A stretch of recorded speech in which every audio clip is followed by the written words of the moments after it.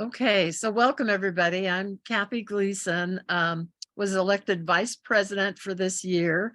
But because Anna, who is part of our meeting this evening, decided to not run for re-election for president, that nobody else ran during our November meeting. So we'll talk about that more in a minute. So I'm acting president at this point, and we'll be chairing this meeting this evening. And with us, we have Carolyn Hall, who is our treasurer this year.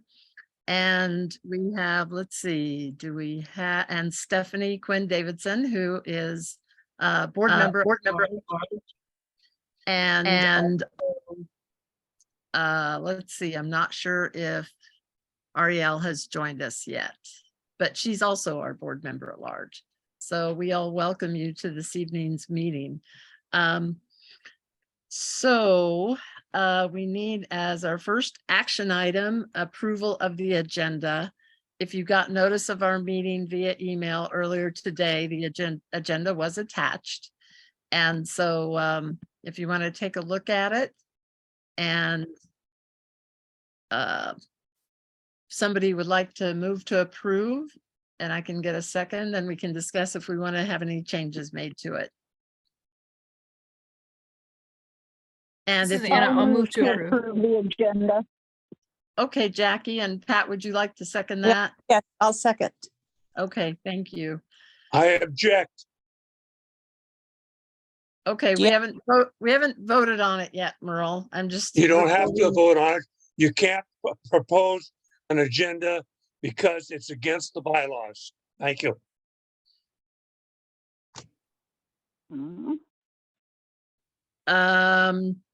Anybody have any comments on the agenda at all? I do. The content of it?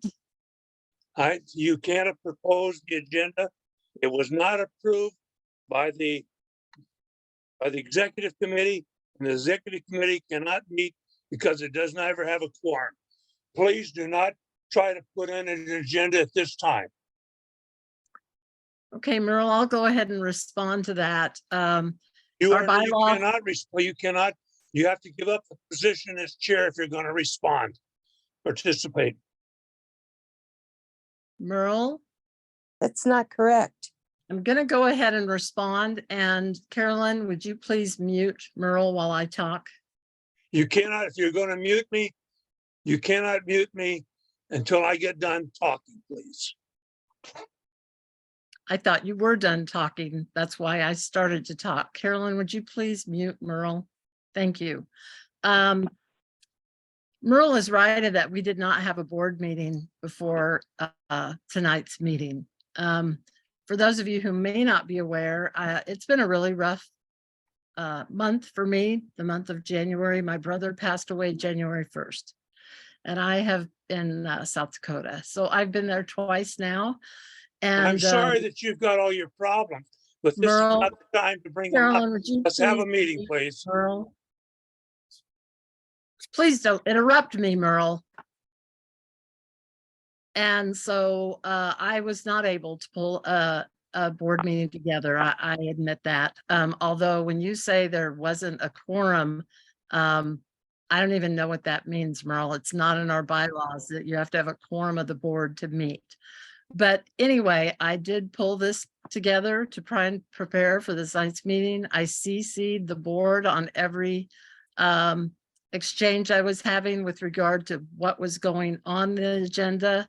And I didn't hear any objections from any board members or officers. And so we're going to go ahead and proceed with that tonight, unless, unless you just want to, maybe we should have a show of hands. Do you want this meeting to continue this evening or not? Who would like to see this meeting continue? Raise your hand, please, and you can use that reactions button on the screen if you'd like. Okay, so Carolyn, if you can help me count here, and I see 5, 6, 7, 8. I'll go ahead and raise my hand. 1, 2, 3, 4, 10. I'll raise my hand as well. And 12. Thank you, Jackie. 13, 14. Let's see. Not sure if I'm getting everybody. I see about 15 people. Carolyn, does that look about right to you? I counted approximately 18. Oh, thank you.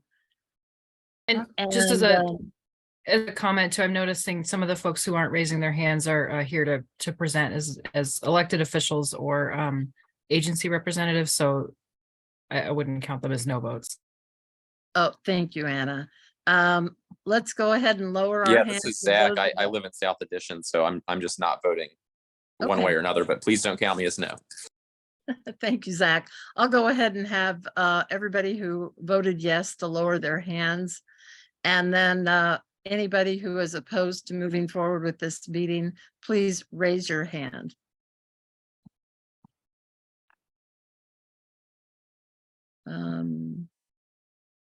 I see one hand is, how about you, Carolyn? Merle, you had your hand up, is that correct? I had my hand up and I point out to you that according to the bylaws, you never had a quorum for any of your meetings. Please refer to the bylaws before you go any further. This is an illegal move and you cut me off on it. Follow the bylaws. You cannot Carolyn, an would you agenda please this mute way. Merle? Yeah. We're gonna go ahead and move forward with this meeting. I'll do the best I can. If there's anything that comes up this evening that you feel like was inappropriate as we move on, please It is express not only yourself. inappropriate, And Kathy, it is, you do not have the authority to do this. The bylaws do not give Would you you the please authority mute to do. Merle, Carolyn. So Merle, if you could please, this is Carolyn, I'm the treasurer. If you could please refrain from interrupting and allow Kathy to offer guidance and suggestions for the rest of the meeting, that would be appreciated. Thank you. Thank you, Carolyn. So we have a motion on the Miss floor. to- Carolyn, I don't know what gives you the right to do this. You do not have a quorum. You do not have a meeting. Please refer to your bylaws.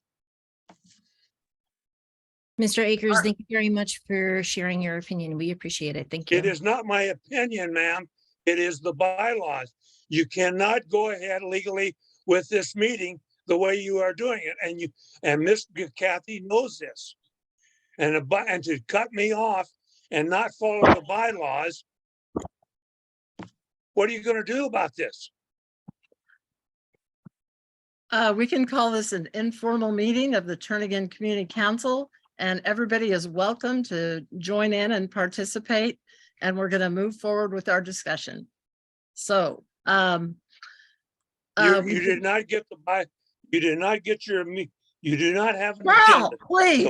please, Merle, please have some decency and respect. I am having decency and respect. You respect the bylaws. You are in the process of writing them, and you know you can't do this. You did not have a quorum at your board meeting to set the bylaws. It's right in the bylaws. Go read it. Merle, I explained the extenuating There circumstances. is no The board extenuating and circumstance. officers did not have any problems that they expressed to me by putting this agenda together and holding this meeting this evening. I take that as full endorsement, and we're going to move forward.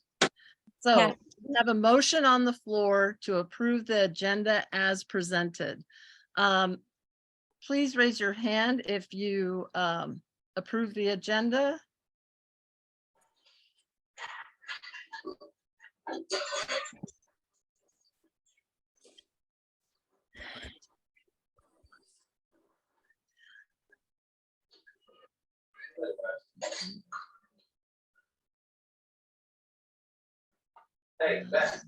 I've got 14, does that look right? Maybe 15, maybe 16, 17? Sorry, I'm a yes. And, There we go. and me. And you, Jackie, yeah. So do I have Yes. 18? Carolyn, do you have 18? I wanted, I think 14. Okay, 1, 2, 3, 4, 5, 6. Well, it has to be more than that. Then that's 10, 11, 12, 13, 14, 15, 16, 17, 18. I've got 18, Carolyn. Yeah, no, you're right, because yes, you're right. It was my Okay. mistake. And is anybody opposed to approval of the agenda? And please lower your hands if you voted to approve. Very interesting aspect. What did he say? That is not very happy. So be sure and lower your hands if you, unless you want to vote no on approving the agenda. Suicide, stress goes up. I'll see you later. So I see one person. Is that correct? Yes. Okay, the agenda does pass. We didn't have minutes from our December 1st, 2022 meetings. They're not available, so there's nothing to approve. And we'll go forward with announcements. I don't really have a lot of them, but then I'll open it to anybody else who may want to share something. We did get an email from Girl Scouts of Alaska, and they would like to their programs help foster critical social development for girls and increase adult communication awareness. So they'd like to share information about the Girl Scout opportunities through communication channels. And they'd like to be invited to at an upcoming meeting or other community events. So we'll certainly reach out to them in February. I didn't have a chance to do that for this meeting. And it's always positive to have groups like that want to be that are interested in our community council and be more involved. And I know that I got this information from Senator Matt Clayman, so he'll probably cover it in his legislative report, but just to point out the CAPSIS request. It's the Legislative Finance Capital Project Submission and Information System, where we can submit projects that we'd like to see funded through the state legislative process. That deadline is February 14th. And so in the past, what we've done is always submit the project that's number 1 on our CIP list. And so we'll just go ahead and make sure that that gets submitted again this year. And I don't know of any other announcements that won't be covered probably later on. So does anybody else have any announcements that they'd like to share? And I see. Just really briefly, so hey, everybody, obviously I'm based in the council and was an officer up until last year, but I'm just here tonight as a member, but also to introduce myself as candidate for Anchorage Assembly on the west side. So running for the seat that Austin Quinn Davidson is currently in, and I see she's here tonight as well. She's not running for re-election. So just wanted to say hello. So I'll be here just participating as a member, but also wanted to take that opportunity. Thank you. Anna. And let's see, is there anybody else that has their hand up for any general announcements that is relevant to what we're doing? Merle, you're muted. Yeah, well, So she's got go me. ahead. You've got me muted, which is I don't know that we can't keep having these Zoom meetings and you just have the opportunity to mute people. The one thing that is not in your notice of any of these meetings is that we're still looking to have the nominations should be still open, vacancies on the board. Right now, you only have. Talked about this afternoon under executive report. So let's just hear general announcements now that will be on our agenda shortly. Anybody else have anything to share? This is Pat. I just wanted to respond to Merle. It is in the notice that we are still seeking nominations for the open seats. And it was in the notice of the meeting tonight. Thank you. That may be true, but you didn't state how it was going to be handled. Thank you, Wait. We Pat. don't do that at this time. Having chaired these meetings for the last, how many years? I don't know, too many years. Merle, I know we're operating okay. Go on, Ken. Okay, all right. Well, we've added something new in our agenda not too long ago under President Anna Brawley, and I think it's and the board thought it was a good idea to have 5 minutes of what's new in Turnagain, brief sharing. It could be anything related to what may be happening, good, bad, or ugly within our community that you'd like to share at this time. So does anybody want to bring up anything?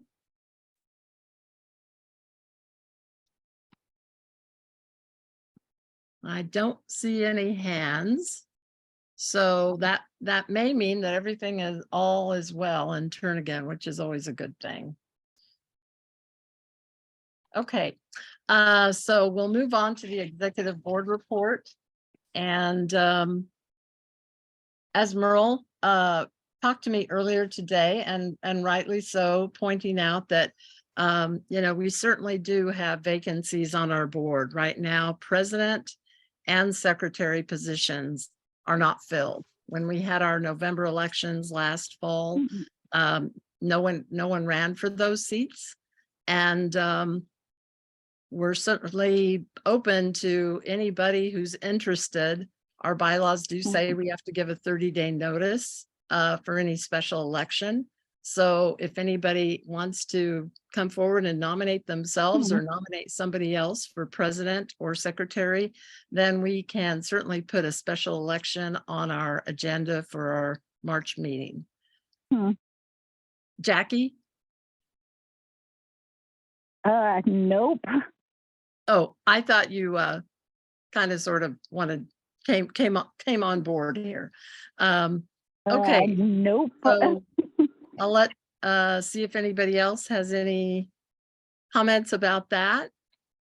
Certainly, as I explained, without president, I was elected vice president, so I have to step up and perform the duties as acting president. So that's why I'm chairing this meeting this evening. Merle, briefly. You cannot tell me to brief and you belong. Next, first of all, what you just said was incorrect. You do not have to have a special board meeting. All you have to do, all we would have to do, there's no place in the bylaws that says you have to have a special board meeting to continue on to fill an open position. What you need to do, what we need to do is keep that open, offer people the opportunity to apply for these positions, and once applied, to have them noted at the next meeting and not call a special meeting. There's no place in Sorry, the Merle. bylaws. The you're- bylaws do not require it. Merle, I didn't say a special meeting. I Yes, you said we did. have a special election at our next meeting. So please don't say inaccurate things. And it's not a board, it's an actual meeting. You keep referring it to this as a board meeting, and it's not. So we're going to go ahead and move forward with the Federation of Community Councils delegate. The meeting was held on January 18th, 2023, and I did attend via Zoom. And as always, we cover a lot of good things. In addition to reports from the Suzanne LaFrance, who is currently chair of the assembly, and she covered numerous items. We had a presentation on the Anchorage Affordable Housing and Land Trust from that new organization that's been put together to work on acquiring hotels and other facilities and provide housing, affordable housing. And that was chaired, the chair of that, Victor Malazzi, presented. And we also had Assembly Member Daniel Voland, who gave us an overview about the new municipal parking requirement code changes that the Assembly passed I'm not, I think maybe it was December, I'm not sure. But like I said, Assembly Chair Suzanne LaFrance covered a lot of items, including reminding us that February 10th is the deadline to appeal your property tax appraisal, that you should have gotten a white card, not a green card this year in the mail. And they approved appropriation for, and then I had a question mark on my notes, but for a fire director.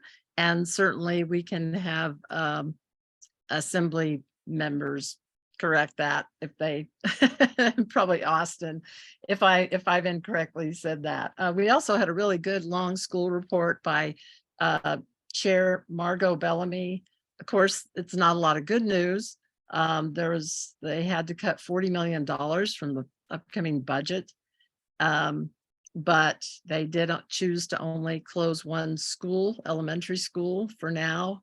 And, hoping that this legislative season, session that's going on now in Juneau, that they do find a way to provide more funding, educational funding for the schools. And let's see, there will be a 10-year community council boundary review. But Tom Davis announced that from the municipal planning department. It doesn't look like Turnagain Community Council, may have any kind of major changes to our boundaries. The board discussed this and didn't feel like there was anything we wanted to present to the planning department to be changing our boundaries. We made had that conversation last year. And also site access ordinance. There's a public hearing February 13th, and we'll cover that more down in our land use committee report. And then we had council sharing, and we did discuss how councils are meeting right now. There's still a fair amount who are continuing to do Zoom only. There are some that are meeting in person.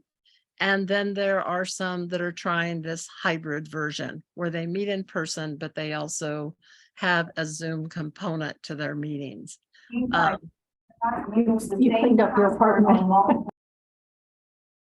I'm sorry, who was that? Not sure who spoke, but anyway, so we've talked about this at every FCC delegate meeting now for a few months, and nothing really has changed with regard to, there's a handful of councils that are doing pretty well with the hybrid approach. They have a good facility where they have good Wi-Fi, and like one is meeting at a church, facility where they've already got everything all set up, the cameras, the easels, everything that you would need to conduct a hybrid meeting. Other councils that have tried it, the majority of them, it's a mixed bag in terms of how successful they are. And still kind of the guiding feedback is they're kind of difficult to do if you don't have the right facility and the right setup to do them. So that's kind of where community councils across town are dealing with their meetings right now. Right at this point, the board hasn't really expressed any big desire, but to go to a hybrid or meet in person. We haven't really had a chance to talk about it since the beginning of the year. Again, I apologize because I have been unfortunately torn away to deal with other things. So we will definitely, when we have our next board meeting, we'll discuss that and see if we want to try and do any kind of hybrid or just in-person meeting coming up here in the next month or two. If anybody has any thoughts about that, please share them, but that's kind of where community councils are in terms of the success or not so much success of these hybrid versions of a meeting.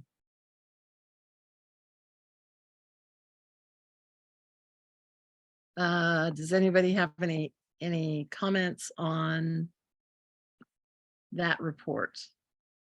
As far as the hybrid, Kathy, I do have some thoughts or some information. You want me to talk about that now? Sure. You know, I talked with 5 different community council board people, and what they're telling me, a lot of folks are just very, you're right, you're very frustrated, want to continue on with virtual stuff. There's one community council that would like to just participate in person and just leave it that way. 2 of the folks that I talked with feel fairly good about doing both, the hybrid. What they're saying though is first of all, they need a broad bandwidth. A lot of the stuff is technologically out of my bandwidth, but they need a facility that already has that in place. They need a big screen, a good camera, omnidirectional microphone. And what they said was that you really need to have 2 controllers. You need to have a controller like you would doing virtual. And then you need a controller who's doing the in-person one. So those are the things that you need, and that would imply that you're going to have to maybe purchase some technical equipment. However, the people who have some real success with that are very happy with that, and it also means that you're going to have some increased participation. So I don't know if Dan, I think Dan and John might have a little more technical experience with that. Also, the facility would be the more important thing, and people on here tonight might have an idea about what place might be good to have that broad bandwidth and the place to do that in their facility, and also have a large screen. So. Okay, thanks, Steve. Anybody else have any input on that? I know, our choices for meeting in person within our boundaries are very limited. And so, that's kind of the basic discussion point is, if we start meeting in person, where would we meet? And then secondly, does that facility have the kind of infrastructure that we've just described? It really, you need to pull off a smooth hybrid meeting, because otherwise technical difficulties and just disruption would not serve us well. And we're better off continuing just with Zoom or just meeting in person, but not trying to pull the 2 together. So does anybody else have any thoughts on that right now? I have a couple of things to say on the whole question. Okay, Merle. I want to remind you that Article 7, Meeting Section 1, General Provisions states the quorum for the transaction of business of any executive board meeting, quorum shall be any 3 executive board members. There are not 3 at this time. Therefore, you all cannot meet. You must conduct all your business you want to conduct in front of this body. Merle, you're mixing board with general membership meetings. No, I'm not. So, Chairman. yes, I yes, just you are. And we can have this discussion. You're welcome to join us at our next board meeting, and the board also communicates via email. I'm So going to tell you, are not privy to. And so you need to be fully informed, and I am fully informed. This is Kelly, not Kathy, the time or I am place. fully informed. I'm reading you what Article 7, Meeting Section, General Provision. Thank you. You already read it. states. Carolyn, please mute Merle. Thank you. You You- already if you read it, mute me- Merle. You already shared that. And that's not what we're talking about right now. If you mute me again, Carolyn, I'm going to sue the whole damn group. You've got. Well, Merle, we you've got a probably board have of about, directors. I don't know, Kathy, shut up and $1,000 let in me our talk. account. So We you have a probably have to board- pay more we in have a- attorney we fees have a- to get we out have- of us. Please mute Merle. Please mute Merle. We have a Please mute Merle, Carolyn. Merle, you're wrong. Please, Uh, I am not wrong. Read the, yes, you read are. the provision. I am reading the precision. You are wrong. Okay, this is You're getting out of order. in. And again, I will apologize because January was a really rough month for me and I couldn't do everything that an acting president should be doing. But we're having a meeting this evening. We have guest speakers. We have elected officials waiting to give their reports, as well as the airport and some important information that they want to share and discuss. And other things on the agenda. I wish, Merle, that you would just please calm down and let this meeting continue without interruption, without raising your voice, and without questioning everything that I'm trying to do here to run this meeting. Thank you. Kathy, Yes, Pat. we are, anything you're doing tonight is being done as a general meeting, and the board is not affected at all. So this is, whatever needs to be done tonight is being done in public. So hang in there. Okay, thanks, Pat. I appreciate it. One other thing with regard to the FCC and the delegate meetings is each council always appoints a delegate and then an alternate to attend these monthly meetings. They're always the third Wednesday of the month, January through May. Then June and August, there are no meetings. And then September through December, they continue. In July, we typically have a picnic where we may conduct a little bit of business, but it's mostly just to have a good time and get together and share good council stuff with each other. So I have been the delegate when I have been acting president or president. Last year it was Anna Brawley because she was president and I was the alternate. So it kind of makes sense for me to step up, and I went ahead and attended the January meeting since we didn't meet as a council in January, and represented Turnagain, although we did not vote on anything. And so now we just need to go ahead and decide who should be the 2023 FCC delegate on behalf of the council, as well as an alternate. So I'll open it up for discussion on that. Rosemary, you've got your hand raised.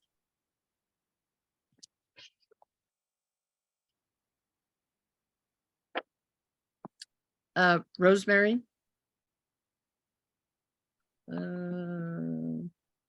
Let's see here. I guess she did, I guess. So does anybody have any thoughts on who you'd like to see represent Turnagain at the FCC delegate meetings this year for 2023?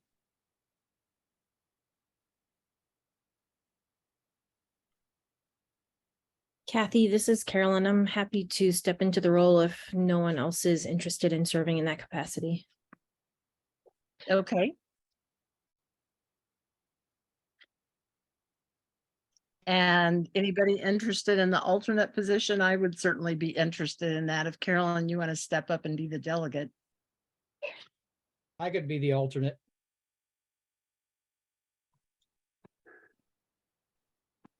Dan Gleason. You want to do it instead of me, Dan? Yeah, I think so. Okay, well, then we probably need to vote on that because I would also like to be the delegate of the alternate. So we'll go ahead and vote on that. So please raise your hand if you would like to vote for Dan Gleason as the FCC delegate alternative for Turnagain.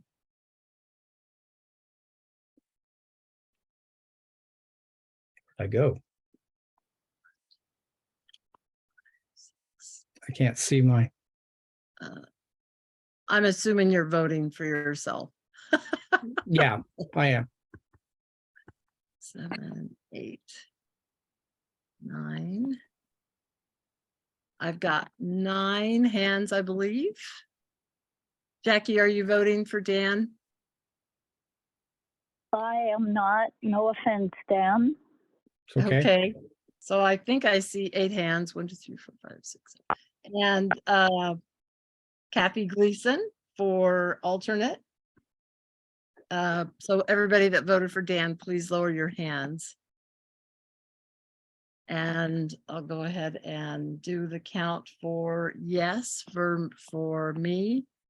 2, 3. Jackie, are you voting yes?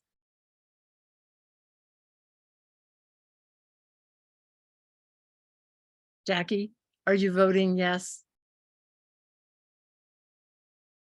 I don't hear from her, so I'll say Yeah, 4. I'm sorry. Yes, I Oh. am. Okay, so that's Sorry, fine. Kathy.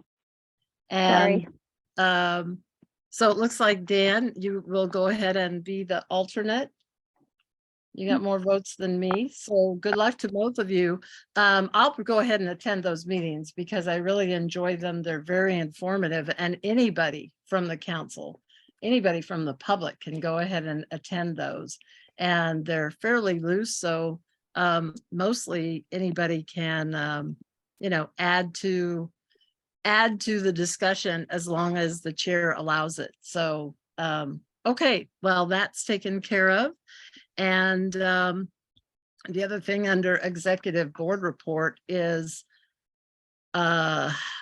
traditionally our council has participated with other West Anchorage community councils for both legislative and municipal elections. We didn't really pull anything together before last November for the legislative election, but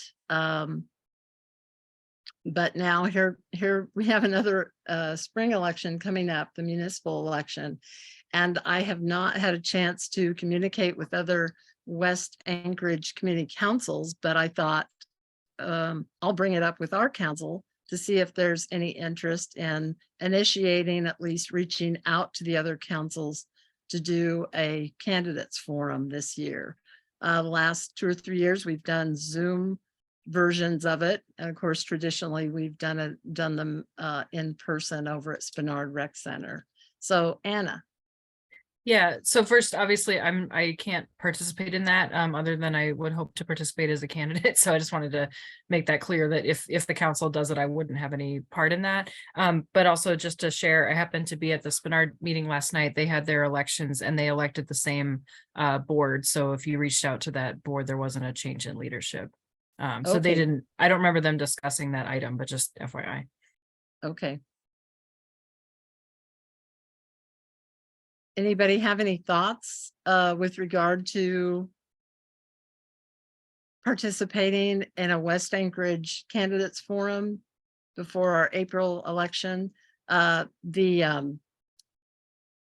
The mail out, we do this as a mail-in ballot situation now. I think this will be our 3rd or 4th, I've lost track, year, and it's gone very well.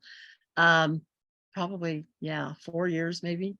But March 4th is when the ballots will be mailed out. And so I know in the past, we typically try and have it before that date, although it certainly isn't mandatory because some people don't go ahead and, if they know there's a candidates forum planned, they wait until after attending that before they vote, go ahead and send in their ballot. So it's, timing of it sometime in March, certainly, with elections on April 4th.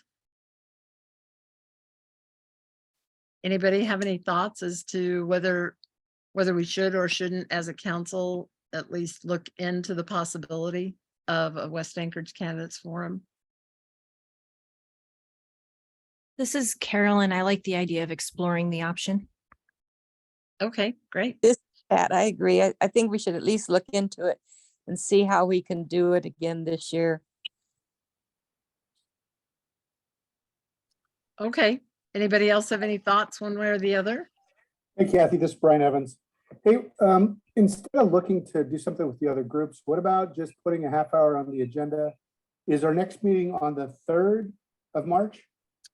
I don't have a calendar in front of me. I'll rely on you to let me know. It's the 2nd of March. 2nd of March. Yeah, what about just blocking out a block of time at our next meeting and reaching out. I mean, we obviously know the list of people that will be running in our area and just inviting them to come speak to the group. That's certainly an option. I couldn't tell you for now what all is on our March agenda and how full or not it is, but I think that's certainly a good alternative. You know, Kathy and Sarah, Brian, I like that idea.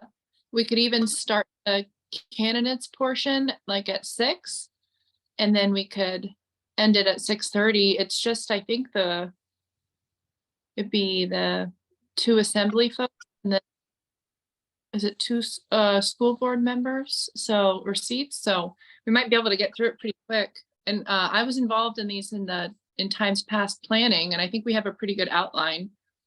So we might be able to knock something out. We'll miss Ann, sure, but I think we could put something together. Probably a half hour would not be time to cover both assembly and school board candidates, because that's a fair amount of candidates to try and squeeze in for any kind of meaningful forum in a half hour. But the idea of starting at 6 and maybe going through 7 or something, I mean, that's an interesting idea. So Stephanie and then Pat, you've got your hands raised.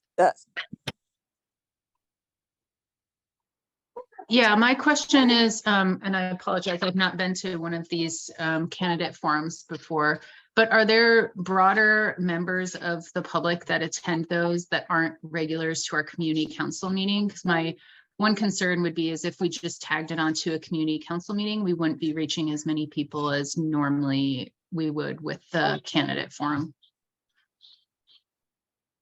Well, certainly that's the case. I mean, you tend to get some media people at the in-person forums, as well as residents of West Anchorage community councils, but aren't involved in their councils, but they hear about the forum and they attend them.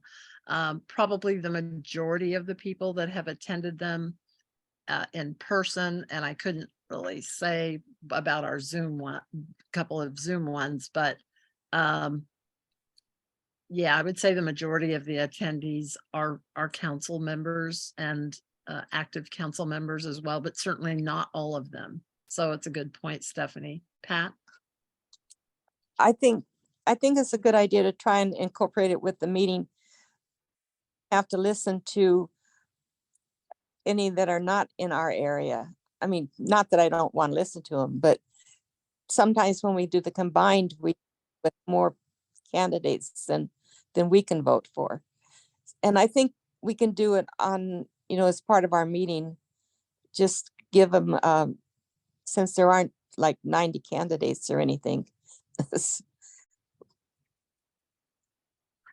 Yeah. Let's see. So we have 3 candidates running for the assembly. The Austin, you are going to be vacating since you're not running for re-election. And then school board, let's see, seat C, there's 2 candidates, and seat D, 2 candidates, if I'm looking at this correctly. So yeah, I don't think you could do that in a half hour, but maybe our first hour starting from 6 to 7. I tell you what, the board can then take this input and make a decision, and then we'll let you know, and we'll also reach out to the other West community councils just to see where they're at on things, and then we'll make a decision about how we want to move forward with this. So, Hey, Kathy, this is Brian. When is the next board meeting? Because you're going to be up against a pretty tight timeline. well, we haven't scheduled it yet, Brian. We may need to have one via email. You can always call a board meeting anytime. Yeah. Even though you have a regularly scheduled one. Yeah. I just know these candidates. You can call a special board meeting. Their timelines get booked up and they have to make priority choices. So it'd be great early and get as many of these guys showing up. People. Yep, I agree. Yep. Thank you, Brian. I agree. So why don't we get through this meeting, and then, the board can communicate and see what we want to do. So that sounds good. Okay, so now we'll move on to our regular reports. So thank you all who are going to be participating in that for your patience. And now we'll get into this. We will start with our legislative reports. Excuse me, Kathy. And Kathy, yes, Carolyn. if I could real quick, we've had a request if Representative Armstrong is able to give her report first, that would be really helpful. That would be fine with me. Yeah, that'd be great. Go ahead.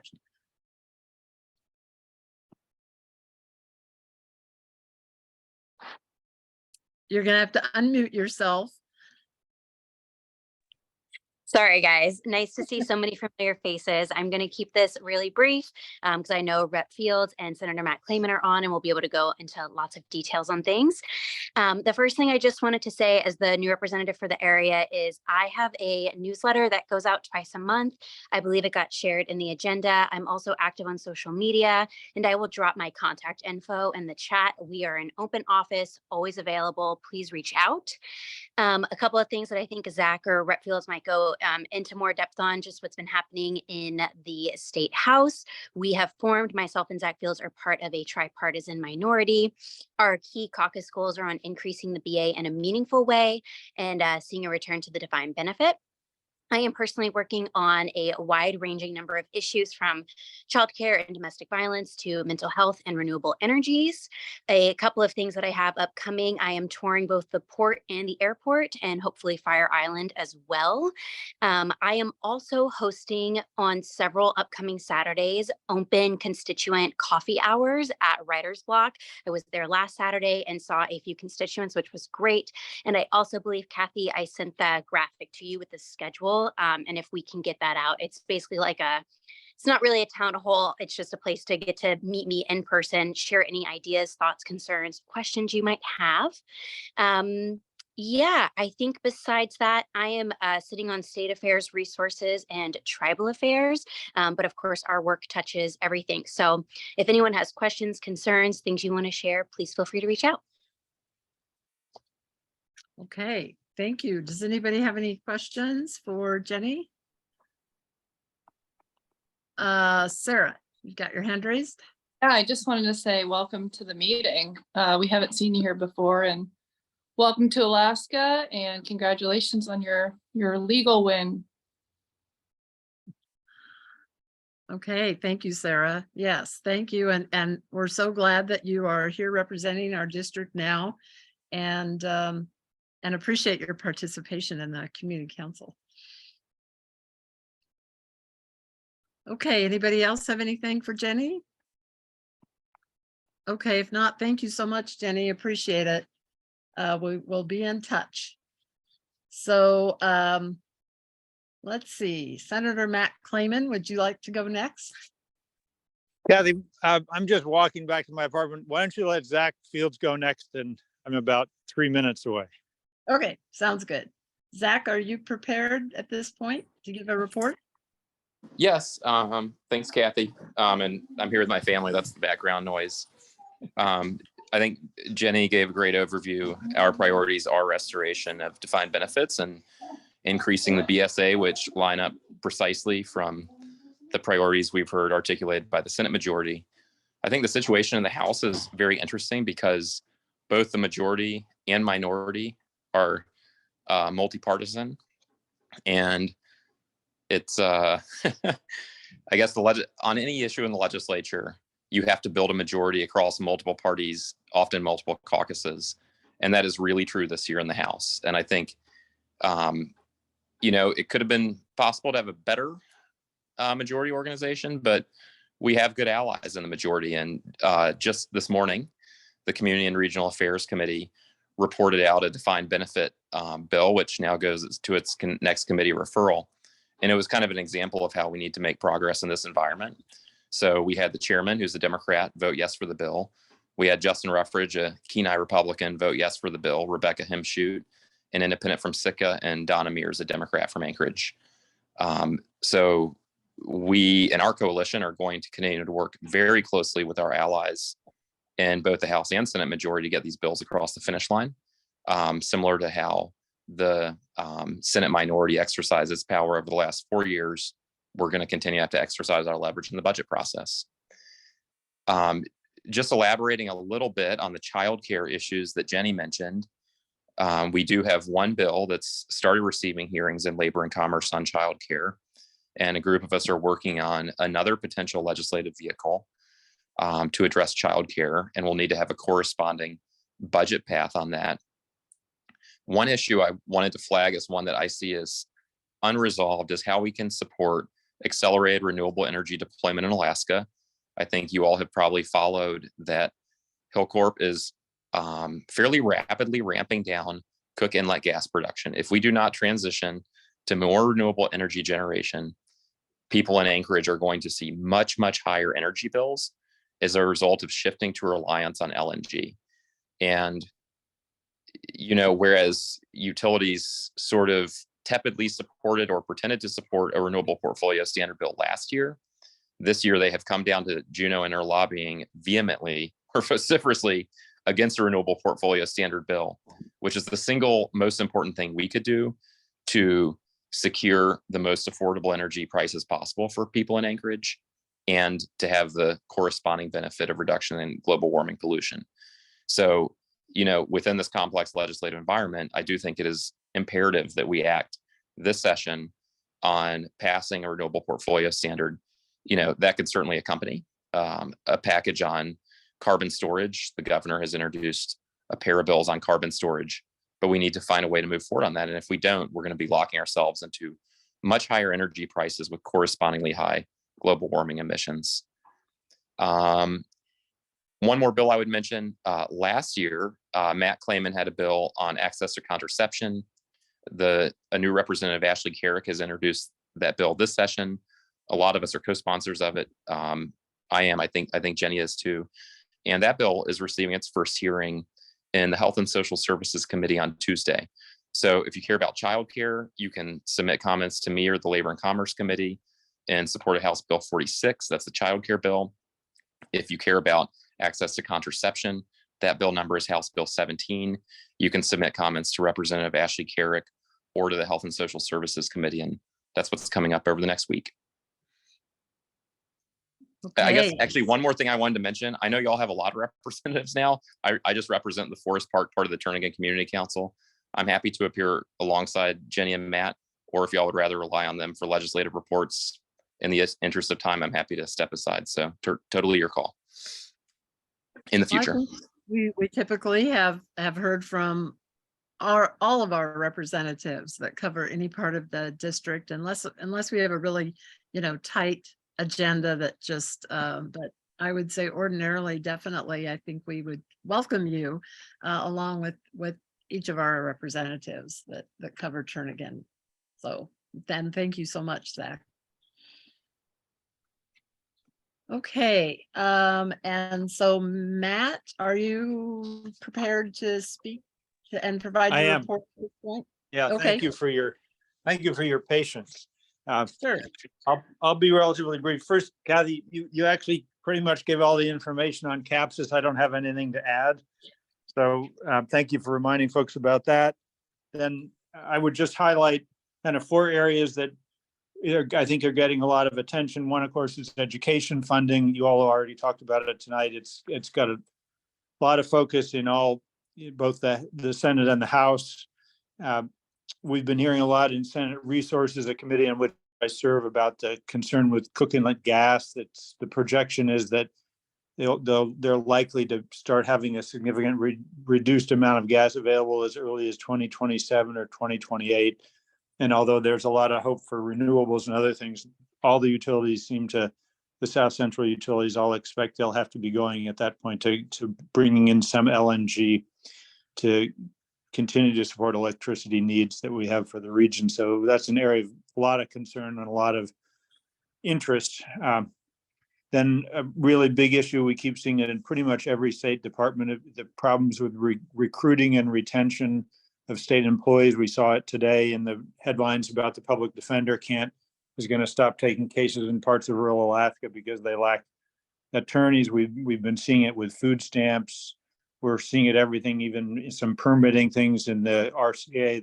They actually don't have enough staff to get the work done. And we're just seeing that in I would say almost every level of state government. And so that's an ongoing concern. And then another issue that hasn't been mentioned, but the governor is proceeding with efforts he did last year towards trying to transfer the federal 404 water permitting from the federal government and EPA and have the state take that over. That's a fairly substantial cost and increase in the size of state government, and lots of concern over the state's ability to take on that task, especially given the problems with recruiting and retaining and getting folks to do the work that's needed. This is my first report since we were sworn in. As I think it's been mentioned, I'm part of a 17-member Senate majority. I'm chairing the Senate Judiciary Committee and serving on Resources and State Affairs. And 17 out of 20 members, 9 Democrats, 8 Republicans. We're a pretty diverse caucus with a lot of different views, and we're working hard to work on common ground and stay focused on the things where we can agree and we can move the state forward. And I would also note, in terms of the House organization, for the last 6 years, we were the only legislative body in the country that was controlled by a tripartisan coalition. And although I think the current coalition in the majority in the House wasn't what I was hoping for, and I don't think Zach or Jenny were hoping for, it's still a tripartisan coalition, and we have a coalition in the Senate. So we now doubled the number of coalitions in the country that control legislative bodies, and they're only in Alaska. So that's actually something to be pretty proud of, is a state that's setting an example for the rest of the country of how actually to get along and not just stand on the corner. So that's my report. Happy to answer any questions. Okay, does anybody have any questions for Matt? And I guess I didn't ask about Zach, so either Zach or Matt. Any questions or comments? Hey, Kathy, this is Stephanie. I have a comment, and I'm not sure if Representative Fields saw my comment in the chat or if others did, but as our meetings tend to run long, we might consider having our representatives coordinate their reports and have just one of them report out. That's what our assembly representatives tend to do, just to make things more streamlined, and maybe they can trade off on who gives the report each meeting, but might be useful to help us get through our agenda more efficiently. Okay, yeah, and that's certainly something the board can discuss when we work on our future March agenda. So certainly- Kathy, I know I wasn't the one that asked that, but I'll just note in the various community councils, your neighboring community council in Spenard, about 3 years ago, they changed their approach, and they basically each meeting, they pick one legislator and they schedule ahead with us and make sure they rotate through everybody. And the idea is that we talk longer when we appear and answer more questions, but we don't have to come every month. And that's something, if the Turning Community Council wants to do that, I mean, we're doing it okay in Spenard and people seem to like it, but again, it's up to the council and not to us. Okay. All right. Well, thank you very much. And thank you all for serving. And I did want to mention that Senator Loki Tobin also submitted a report, but it was later this afternoon after our meeting notice went out. So she didn't realize time-wise, so she promised she would get something to our council earlier next month. And I'll look into how we could maybe get that posted on our website somehow. So thank you to her as well for providing information on legislative affairs. So thank you all and good luck in Juneau this session. Do we get to ask a question? Okay. Do we get to ask a question or make a statement to Matt? Briefly, because we are running behind schedule. Well, then you should have thought about that earlier.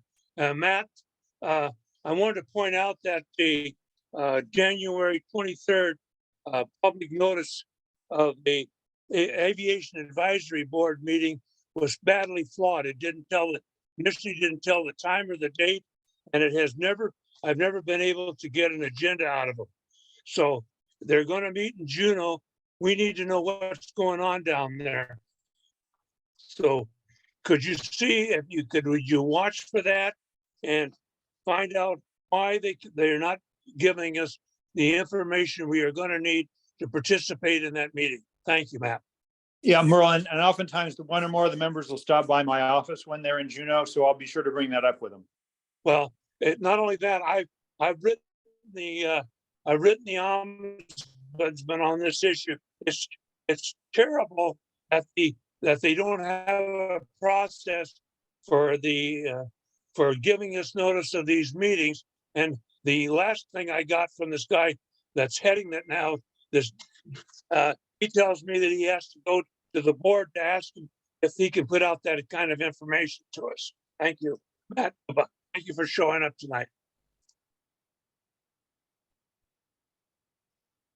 Okay, thank you. Let's go ahead and move on. Is there anybody from the mayor's office to provide any kind of report?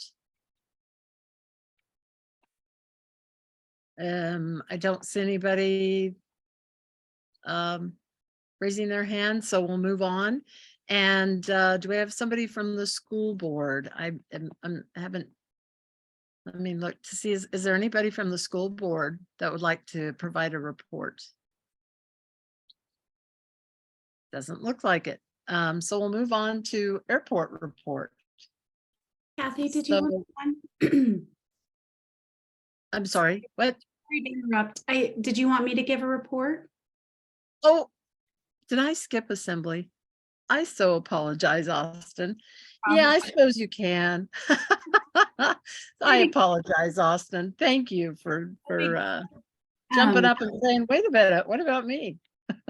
I could have gotten off easy tonight, right? I just wanted to, first of all, just say thank you to Kathy and to the executive board. You know, all these folks are volunteering and they put a lot of work into these meetings and putting our agendas together and going to FCC and communicating with presenters. And it's a lot of work, and particularly Kathy, what you have going on right now in your personal life. And I just want to say thank you, and we appreciate you, and we're all part of your community, and thank you for your service. So I just wanted to give a quick update. I think I didn't see you last month because the meeting was canceled. So if I miss anything or anybody has any questions, let me know. But I tried to make a somewhat comprehensive yet succinct list. So we just at our last meeting passed a bunch of bond proposition ordinances to place things on the bond.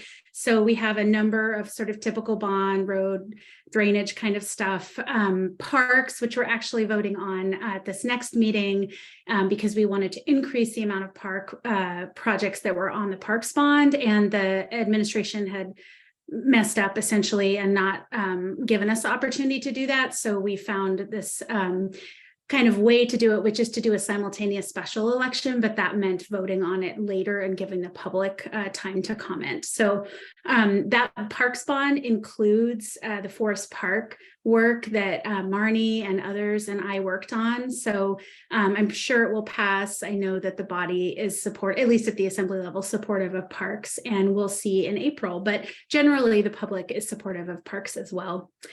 We also placed on the April ballot a proposition regarding early childhood education. So if the public chooses to support it, what would happen is right now we currently collect around $6 million a year of tobacco taxes, or I'm sorry, marijuana taxes, but that is under the tax cap. And so what this proposition would do is take, and we could talk about the tax cap another time if that term doesn't sound familiar to folks, because there's a lot of stuff to know about the municipality and how we tax. But essentially, we would move the marijuana tax outside of that tax cap and specifically dedicate it to early childhood education. We already put about $2 million a year toward early childhood ed, which is usually 3rd and 4th graders, right? So before they're going to kindergarten through the alcohol tax, but this would set aside $6 million additional through the marijuana tax. And if the marijuana tax were to go up over the years, which it theoretically could, that would increase as well. So that's the pro about the proposition. We know that for every $1 of investment we make as a community in early childhood education, we save $7 later, whether that's through corrections costs that are avoided, healthcare costs, or other things like that. So it's a really good investment, but sometimes hard to find the funds to do it. we will then be able to tax up to the cap to fill that gap, except for $1 million below. So it could increase, or would increase property taxes, but would have a dedicated fund for early childhood education. Snow plowing, I think I've talked with some of you online, emails and such. If you're having any issues with your neighborhood, I had a constituent recently who emailed me about a berm that was blocking visibility near Turnigan Elementary. Just email me. Paul Van Lanningham, who runs the department, is a wonderful guy and really wants to fix things and respond to constituent needs. He got out there that same day, and or one of his staff did, and removed the berm. So let me know if you're having any issues. I'm going to put in the chat after this update to the phone number to contact folks if you're still having issues. We could talk for quite a while about what happened. It's a combination of people are leaving the muni at an alarming rate under this administration. The CFO just told me today that there's a 50% vacancy rate in finance. It's pretty out of control, and that is happening in the snowplow department as well. We have really low workforce right now. In the summer, the union president said, if we don't increase wages, which are currently $21 an hour starting for snowplow operators, we're going to have people leave and we're not going to be able to hire. And they chose not to increase wages, and that's exactly what happened. So it's been very frustrating to watch and very sad to see a lot of dedicated muni employees leave, not only that department, but throughout the muni. And we just keep trying to do what we can to repair that. And it might just take a new mayor to do it. What else? We filled, Forrest Dunbar was elected to the state Senate, and so he left his assembly seat, and so we filled both his, and then Jamie Allard was elected to the House of Representatives, so she left her seat. We filled those seats just through April, so we'll have, of course, elections in April, and we'll elect folks for both of those seats, or not, we won't. Eagle River and East Anchorage will, but the folks that were selected were Joey Sweet, who for East Anchorage, he's younger guy, had served as a regent, and I don't know him well personally, but seems very hardworking and eager. Robin Dern in Eagle River was selected, and I don't know her either. She has worked in the nonprofit sector quite a bit. Both of them seem very committed and interested in learning. As you all know, there's a lot to learn, so they've jumped right in. I think other than that, I'll just note, in case anyone missed it, that we did confirm a library director. It took 1.5 years to get one that we could support, but we're really glad to see that. Virginia McClure has a long history of working with libraries here in Anchorage and a lot of experience, and it sounds like things are going well. I think she's been at the job for a couple months now. And I think with that, I'll take questions. Okay, thank you very much, Austin. Sarah, I see your hand is raised. Yeah, hi, Austin. I know we don't always agree politically, but the current administration, and I'll just tell everybody, I worked on the Bronson campaign, which I'm actually quite embarrassed about, originally on the Evans campaign. And then when he didn't make the finals, I worked on the Bronson campaign. But what's going on there is not good. And just wanted to say, you have my full support to do what's right. I'm a big believer of wrong, and there's some things that aren't going quite right. And this is our city that we love, so we have to do the right thing. And I just want to know, what can we do? What can I do? I don't know, to support it, or should we email the mayor? What can we do to, to get the bad guys out and get the good guys in? Thanks. Thanks, Sarah. That's a really tough question. And I appreciate sort of your vulnerability in talking about your experience and where you are. And I think it's all complicated for us. And there are things that are still happening at the Muni that are good. And there are a lot of great employees there.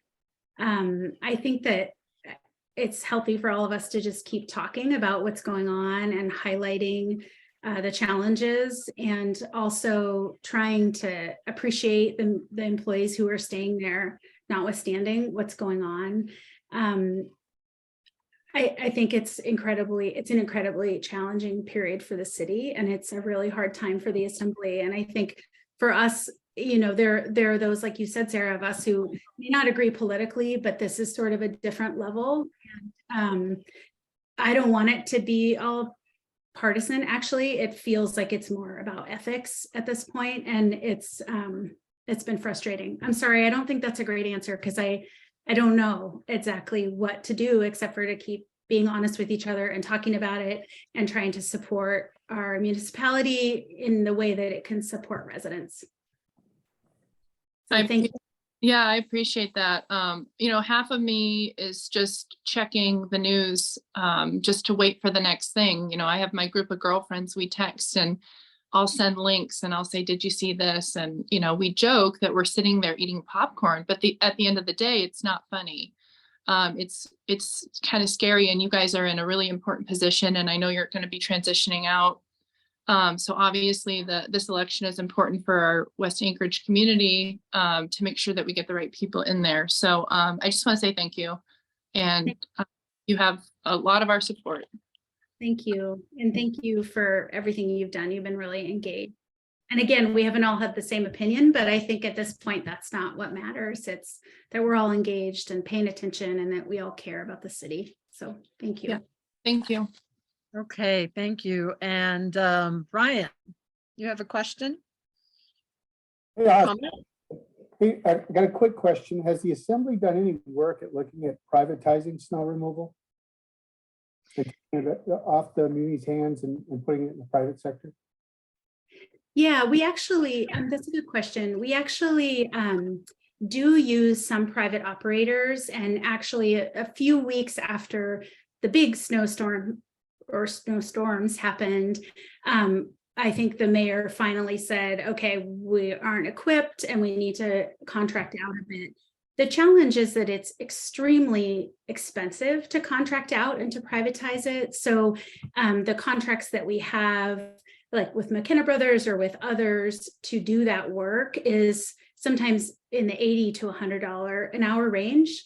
So we're paying our employees $21 an hour and then paying other folks $80 to $100 an hour. And I think what makes sense is to keep it at the muni level, but pay folks a little more so that we're retaining our workforce, because then we're saving money overall. I mean, that's the problem. The assembly just had a special meeting today to consider a request from the CFO, and I spoke with him about it, for $2 million that they wanted to spend on outside consultants to do finance work, because half of the department has left, or positions are unfilled. They can't hire anyone right now. And, that is really costly. It's not only costly because you lose all this institutional knowledge, but it's financially costly. And the people who are going to pay for that are taxpayers. So in general, my experience has shown me that privatizing or contracting out is more expensive for taxpayers, and you don't get as consistent of a service. So I think we've talked about it, but I probably wouldn't recommend doing more than we already do. Okay, and then one more. I don't see who it is, but you're identified as iPhone.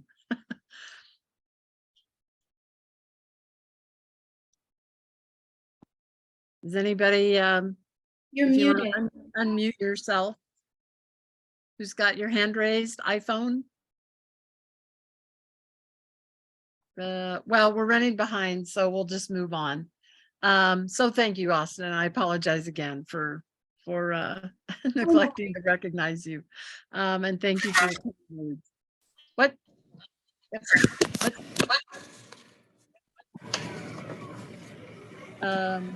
Okay. Anyway, we'll move on to airport report. And so Megan, I see that you have joined us, so you have the floor. Yes, ma'am. Thank you very much for having us. I know that we are going over, and to respect the time of this body, I'm just going to cover the highlights. I believe we had forwarded on our airport report to be posted on your website, so I think that that's suitable. The biggest things that I believe we need to push out to the community first, starting on March 25th, the airport is hosting a job fair, not only for our own positions that are vacant, but for the companies and partner agencies around the airport that help keep us running and help keeping us be successful. There last year, about 28, 30 employers were there seeking out applicants, and we got really good feedback on how well advertised it was, how well attended it was, and we just really want to get the word out again this year, let people know that we're going to be having that job fair in the North Terminal, March 25th, 10 a.m. to 4 p.m. Let's see, FedEx development update. The project sponsor, in coordination with the airport, will host an environmental assessment scoping meeting for the FedEx City Station proposed for part of the bog, postmark bog. That is slated for February 16th, 6 p.m. to 7:30 p.m. and that will happen at the Coast Inn. I think that is something that you guys will be interested in having at least a representative or just people attending. FAA, they made their announcement a while back about their new control tower. They're going to be gearing up and looking. That's going to take a long time, but they will be reaching out and also trying to do presentations to the community councils. That's what they've told us, to just keep you guys informed on it. So that's really important. And really the next thing that's on your guys' agenda tonight is in relation to one of the other points I have is the airport PFAS, PFOA testing. The Department of Transportation and Public Facilities has been working with Shannon Wilson and the Alaska Department of Environmental Conservation, Department of Health to identify and sample water supply wells potentially affected by PFAS near the airport. Water supply well investigations and sampling is continuing to happen, and I'll acquiesce the rest of my time so we can move just straight into that very important discussion presentations. Unless you have something that you specifically have that I might be able to answer. No, thank you, Megan, and I appreciate that segue. Does anybody have that is not related to the PFAS agenda items that are coming up right directly? Does anybody have a quick question for Megan? Hey, Kathy, this is John. Yes, John. So Megan, one thing I think most of us know about is that the airport is going to be embarking on a master plan update. And we'll probably talk about that a little bit more later in the meeting under land use committee, but that's just something if members don't know. You must just say a quick word about that. So right now, essentially, they're planning to do the planning. Outreach is currently going on to identify people that should be a part of it. The meetings themselves have not yet been scheduled, which is why they are not incorporated in my update this month. As soon as we do get those scheduled, we will make sure that the public knows about them. There are certain meetings that will happen that will be public notice, that are required to be public notice. It sounds like they're getting closer to actually scheduling the meetings to start the planning. It sounds weird, but right now they're just planning for the plan, to plan.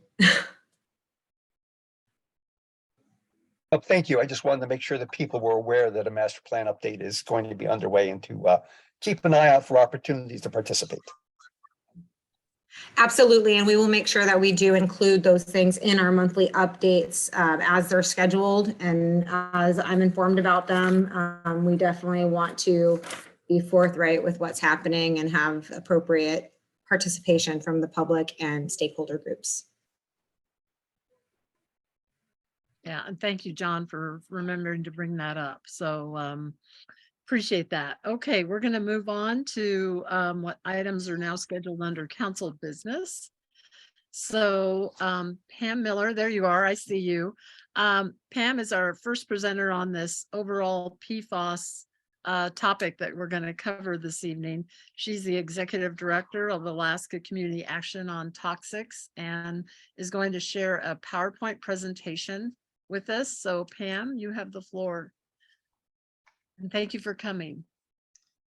Well, thank you so much for having me, and I will hopefully be able to share my slides here with you. Can you see my screen here? Yes. Okay, great. Well, thank you so much, Kathy, and thank you to the board and the council for asking me to be on the agenda today. I really appreciate it. I'll try to run through these slides really quickly because I know we're running short on time. So I do work with Alaska Community Action on Toxics and also the International Pollutants Elimination Network, and serve as a principal investigator looking at and doing research on endocrine disrupting chemicals in the Arctic, which include PFAS chemicals. And this is just a quick overview of what I hope to cover this evening, to talk about some of our recent findings of analysis of PFAS contaminants in local lakes and other surface waters, and then also talk about some solutions and to talk about some pending legislation that we hope to get passed.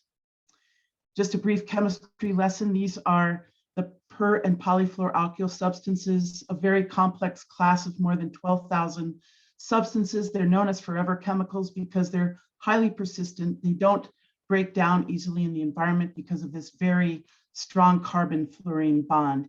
And they're used in many different products, both industrial applications and in household products.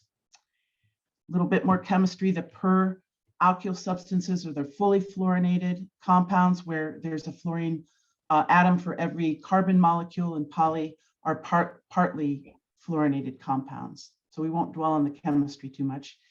These are just a few of the applications that PFAS are used in.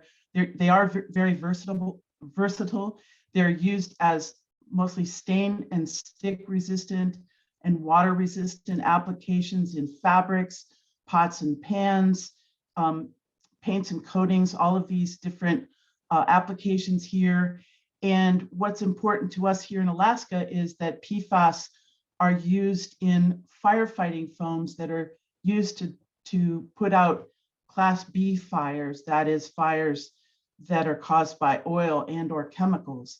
And so they're used on airports primarily and also on military bases. So these firefighting foams are also known as aqueous film forming foams. And this is the major source of contamination throughout Alaska right now, contaminating drinking water in many communities in Alaska.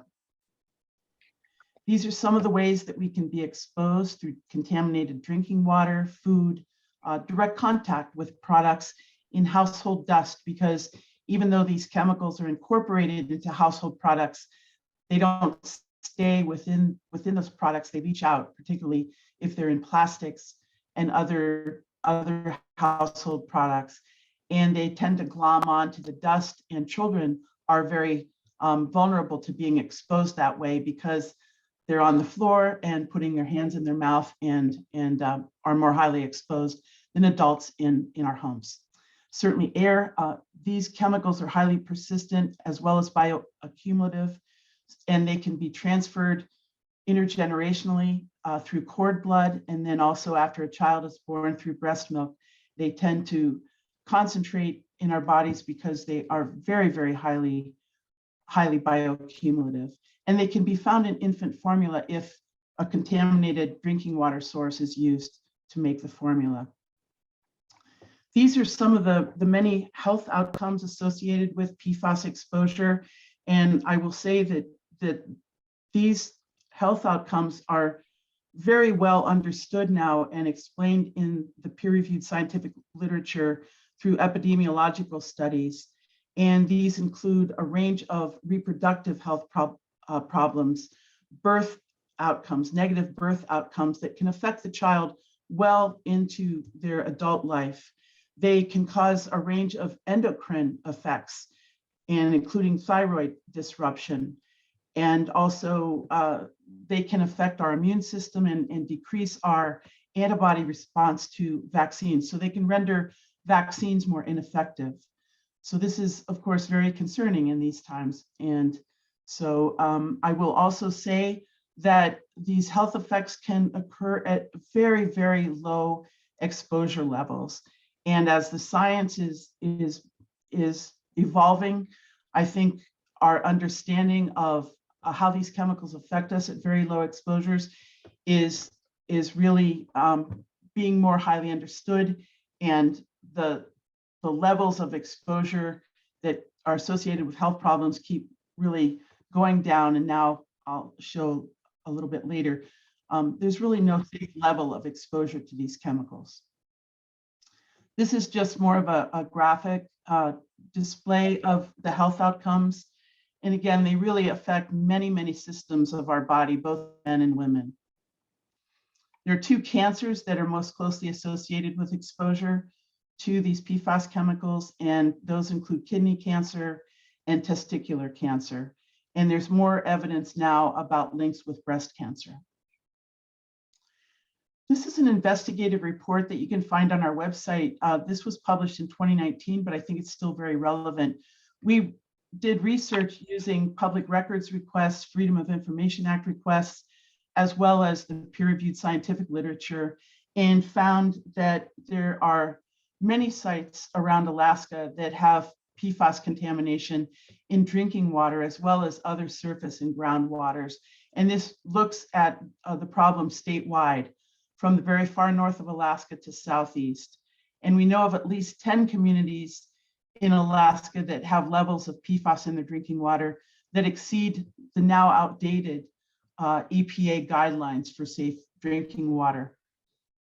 And I should say that it's also important to know that right now, both at the state and federal level, there are no enforceable drinking water standards for these chemicals, which is something we would like to see. Oops. Yeah, so this again just kind of gives a quick summary of this report, but we're very happy to make this available. It is on our website, but if you'd like a hard copy, please let me know. So PFAS discovered at over 100 individual sites in nearly 30 locations, and I mentioned the 10 communities, and these are listed here below. And there are now a number of lakes that are closed to fishing as a result of PFAS contamination, because these chemicals, as I mentioned, are highly bioaccumulative. The levels in water can even be quite low, but they can bioaccumulate into the fish up to 2,000 or more times what the levels are in water. This is just a study that we did that was published last year in the scientific journal Environmental Pollution. This was at the request of the community of Gustavus, and we measured levels of these PFAS chemicals both in drinking water, and the people in Gustavus are on drinking water wells, and in blood serum. So again, I'd be happy to make this available if anybody wants it. I'm going to zip through these. This is a table, really a summary of some of the testing we've done in local lakes here in Anchorage, and we've done testing also in Fairbanks in surface waters. And this is quite concerning to me, and particularly looking at Lake Hood and Lake Spinard, the levels are quite high. And we know source areas in the area include the former Coulis Air National Guard Station, as well as the Anchorage International Airport and J-Bear. So these are levels in surface waters, and you can see by comparison the levels that EPA set as health advisories for drinking water just in June of last year. These levels are very, I think, quite high. And one thing just to note, that with the new guideline for PFOS, one of the many PFAS chemicals, our value for PFAS in Lake Spinard at 150 parts per trillion, just for PFOS, is about 7,500 times higher than the EPA guideline for water at 0.02 parts per trillion. So these levels have been revised down and down, the guidelines, that is, because as the science, again, is evolving, we understand that these chemicals can have very serious health threats at extremely low exposure levels. We're going to release all of this data in a community water report that will release here very soon, within the next week or two. So again, would be glad to make this available. And I'd like to talk about some solutions, because this to me is a very serious public health issue. And we have been working with various legislators to get legislation passed to, first of all, establish health protective drinking water standards, to phase out the use of these PFAS chemicals in firefighting foams and to restrict the uses of PFAS to essential uses only. There are many uses of PFAS that can be replaced with safe alternatives, including in firefighting foam. And we'd also like to provide safe drinking water sources for affected communities. There are communities in Alaska now whose public water system is contaminated with PFAS. And fortunately, Anchorage is not one of those. To prevent the incineration of PFAS waste, because this just exposes a greater number of people to PFAS chemicals that aren't completely destroyed by incineration. And looking really at ways to make affected communities whole. That can include things like not only providing safe drinking water, but also doing testing of blood serum and providing medical monitoring to be responsive to health problems as they do arise. So I will say that last session, there were two bills under consideration introduced by Senator Jesse Keel and Representative Sarah Hannon, and you can see the co-sponsors there. And I was really happy to see that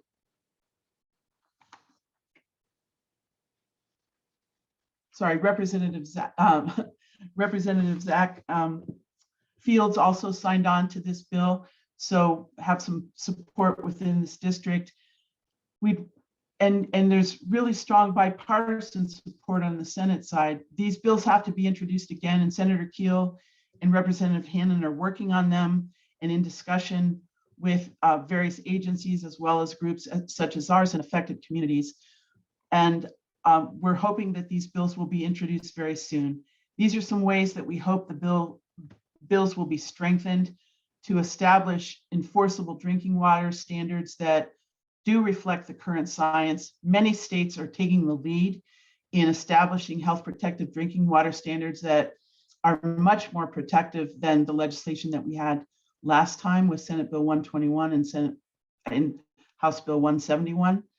Again, provisions to phase out PFAS and firefighting foam in favor of safer alternatives. And there are really good laws that are being modeled in many other states. Now, Washington, Colorado, and California are among them. And then I mentioned no incineration. And then here in Alaska, as we know, people are very reliant on safe fish and game for consumption, subsistence, garden produce. And there are communities in Alaska where fish, as well as garden produce and wildlife, are contaminated. And so we need to understand that better in a comprehensive monitoring program that not only includes water, but fish, wildlife, and garden produce is really necessary. And I'm about to wrap up here. I mentioned safe alternatives. There have been international studies. I've been involved in this one where we worked with fire safety experts, chemists, medical experts, and others, people in the oil and gas industry, to show that safe alternatives for PFAS and firefighting foams are in use at major airports really throughout the world, including some of the biggest ones like Heathrow, and throughout the entire North Sea oil field. They've switched completely to PFAS-free firefighting foams. So this is something that's very possible. This is a solution. We have to prevent further harm by replacing these PFAS-based chemicals in firefighting foam with safe alternatives, as well as in many other products. So I'll end there. This is just here for your reference. This is a list of the peer-reviewed scientific articles that we've done, not all related to PFAS, but other chemicals that can affect human health and the environment. And this is just a slide showing that a couple years ago, we brought this gentleman here, Rob Balot. If you haven't yet seen the film called Dark Waters, I highly recommend it. It's about Rob Balot, who used to be a lawyer for the chemical industry, and he was approached by a farmer because the farmer's cattle were dying because the water on his farm in West Virginia was contaminated, and he represented them against some of the biggest chemical corporations in the world that manufacture PFAS chemicals. And we brought him to Juneau, and he testified and spoke with legislators. And the woman on the right is Kelly McLaughlin from Gustavus, and she founded the Gustavus PFAS Action Coalition because of the contamination there in Gustavus. and has been very effective. So I thank you again, and I would also welcome you to join our monthly webinars on various topics, not just PFAS, but we try to feature scientific and policy experts on environmental health and public health issues. And these are held once a month and they're free, and you can find out how to join those at this link here. So again, I thank you and welcome any questions you might have.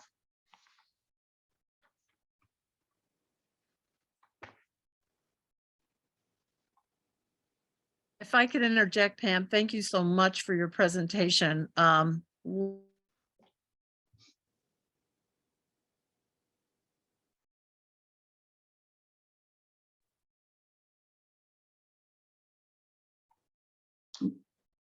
Seems like Kathy froze there. Hey, everybody, this is Carolyn. I'm wondering if we lost Kathy. Oh, no, there she is. I see her. Kathy, you're on mute.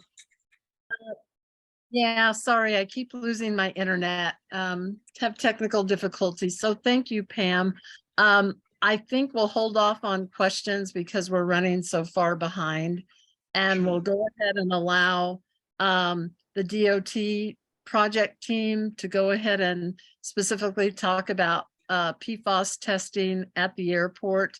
And then hopefully at the end of their presentation, if you can keep it as brief as you can, then we'll open it up for a few questions or discussion. But so I thank you again, Pam, and I'll ask for the DOT team to step up and provide their information.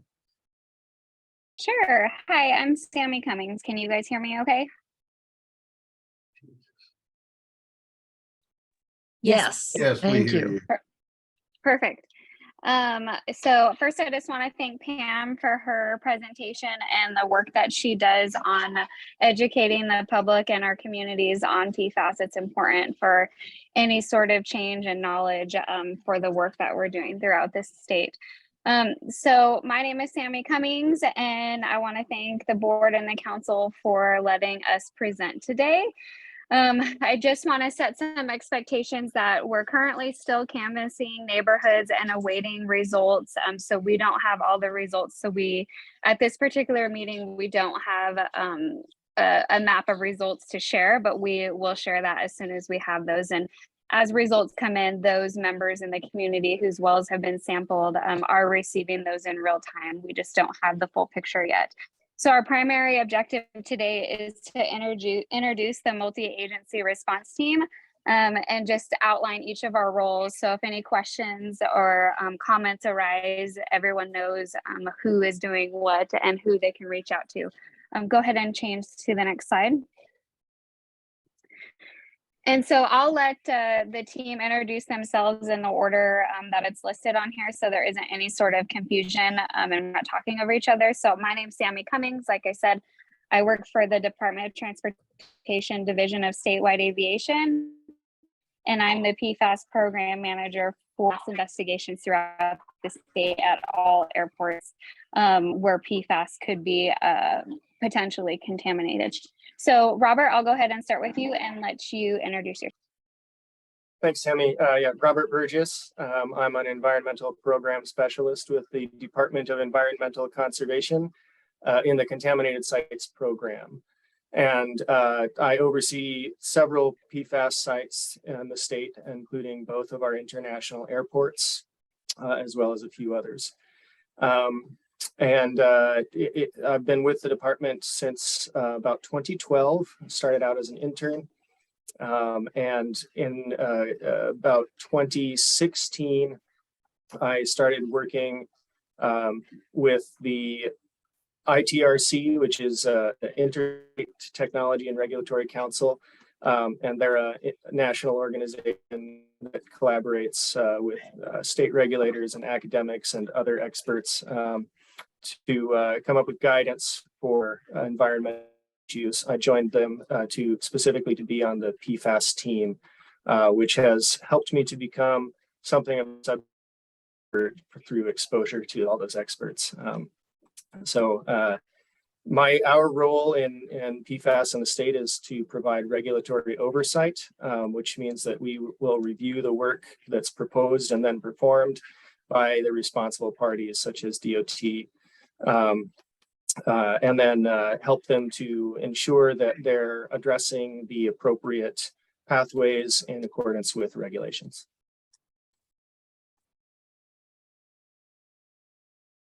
Andrew?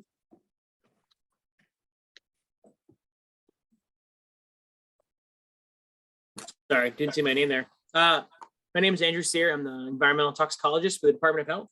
So I help interpret some of these levels of contaminants in various environmental media and the implications for human health. So I've been involved with a lot of the PFAS issues around the state. And I'm here today to provide any guidance on any health-related questions. Thank you.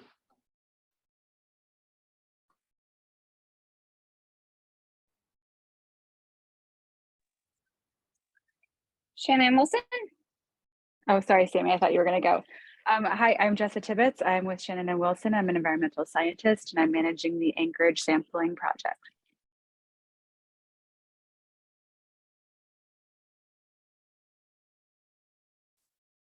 Kristen? I am muted. There we go.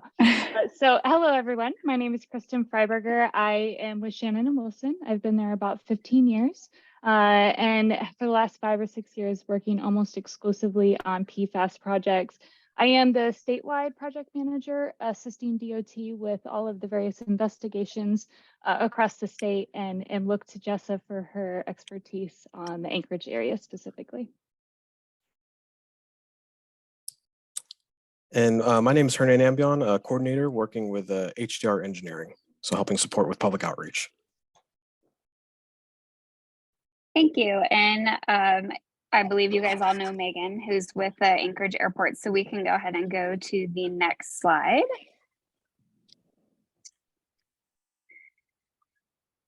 Great. So just some things that we're going to cover today is an overview of the PFAS class and why they're being found near airports. More specifically, their use at airports. And then we'll have a few minutes at the end to open it up for Q&A. So I go ahead and go to the next slide, and I believe these are Robert.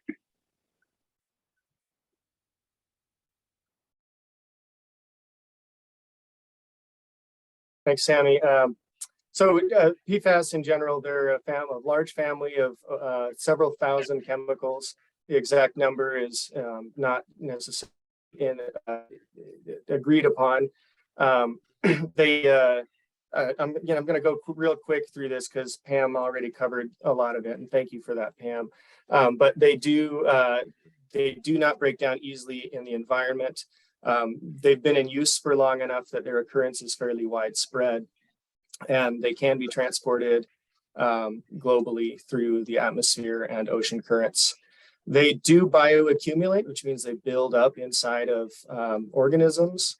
And there were some studies done in the past that showed that a large percentage, perhaps as many as 100% of people in the US have detectable levels of some PFAS in their blood serum. And then we know that they cause health effects. There are many products containing PFAS. The primary ones that we focus on in the line of work that I do is AFFF, or aqueous film forming foam. It's in Alaska. That's really our major source of PFAS in the environment. And that comes from both fire suppression activities and testing. We also have seen some of our wastewater treatment plants and landfills do also contain PFAS. Next slide, please. So again, there's over 130 known PFAS contaminated sites in Alaska. We'd also see releases periodically at airports and military installations, either due to response activities or sometimes accidental releases. There's a list of them there. I'm not going to read every single one of those. That's some of the larger, that's some of the DOT sites that are listed there. There's also Isles Creek. Some of the other military bases are also on this list of PFAS sites.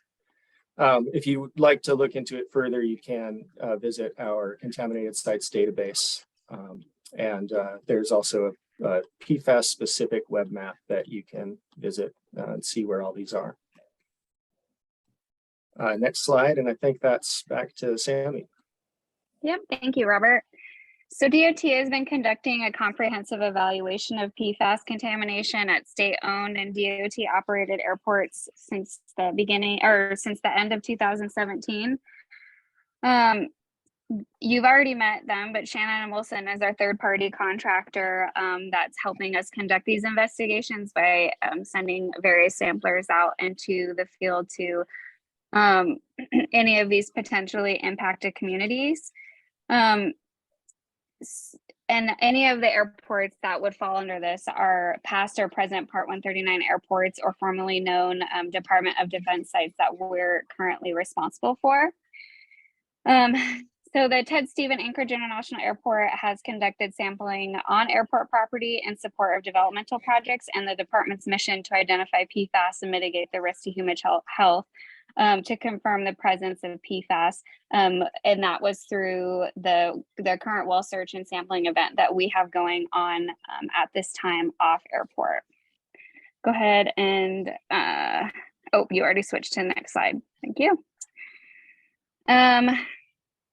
So PFAS substances are used in AFFF, which is a fire suppressing agent designed for pooled fueled fires, which means it's designed for static liquid fuel fires, which are commonly found in industrial areas and at airports, so like refineries as well. All Part 139 certificated airports are federally mandated to use PFAS containing AFFF in the event of an emergency and have it on hand to operate. Historically, it was also required to flow foam annually during our FAA inspections to demonstrate expansion ratio and drainage criteria.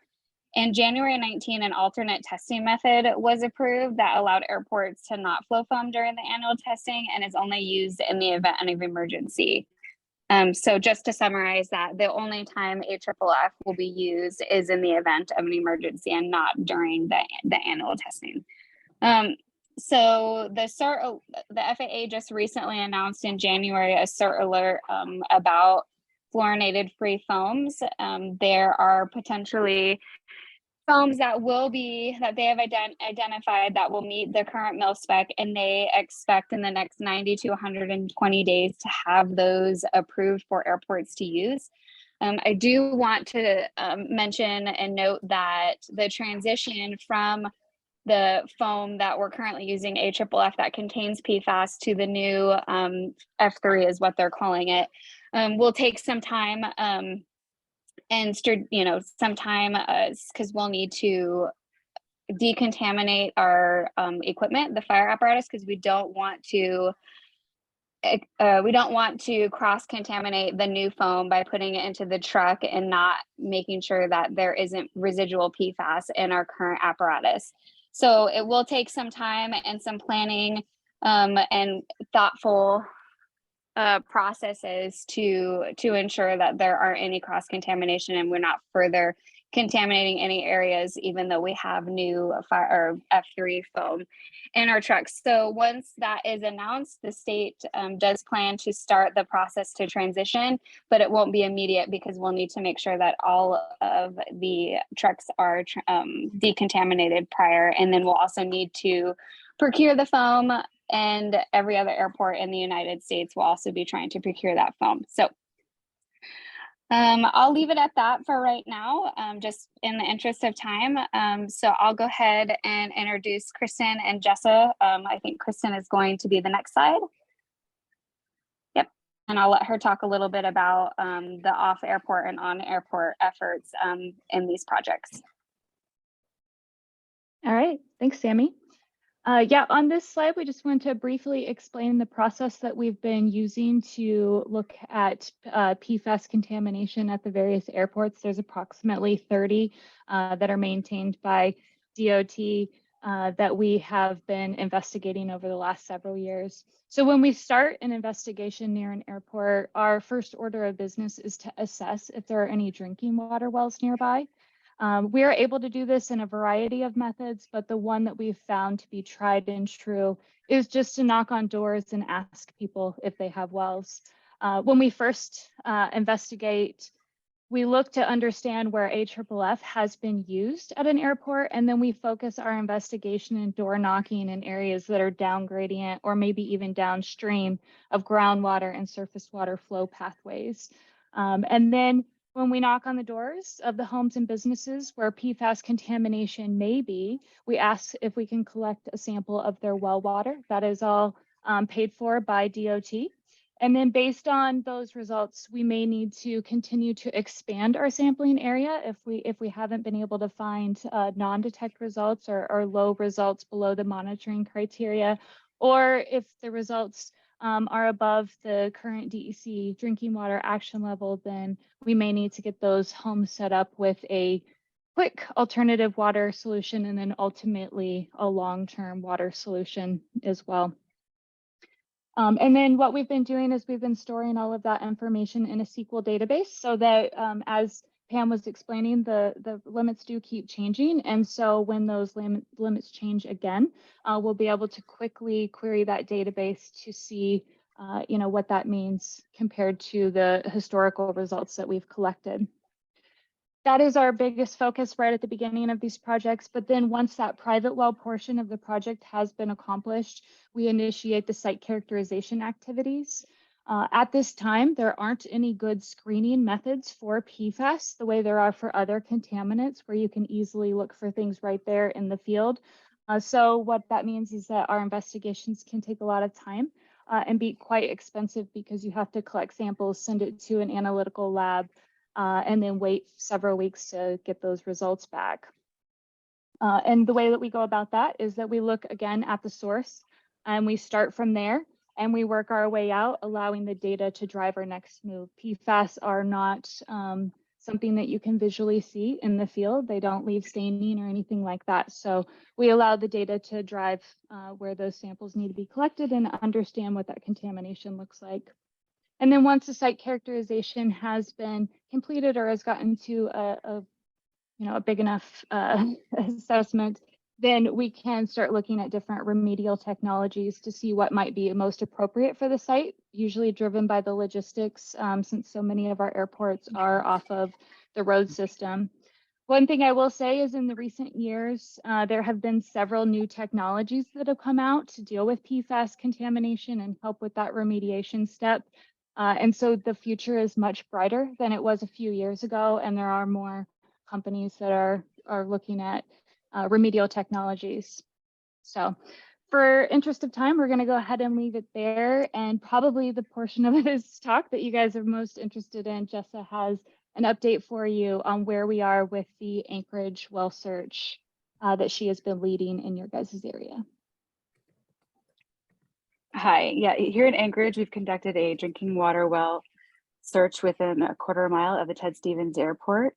Of the 5,000 parcels within that search area, we identified 180 parcels that potentially use water wells for drinking water or personal water use. We coordinated with property owners by letter, phone, email, and door-to-door canvassing to set up sampling at the identified location. Sampling began in the winter of 2022 and is ongoing. Properties identified as connected to AWW drinking water services were removed from the sampling program. Results began coming in at the end of December 2022 and continued to do so. We expect to receive the next round of results sometime in mid-February of 2023. As of this time, all of the analytical results we have received are less than the DEC action levels.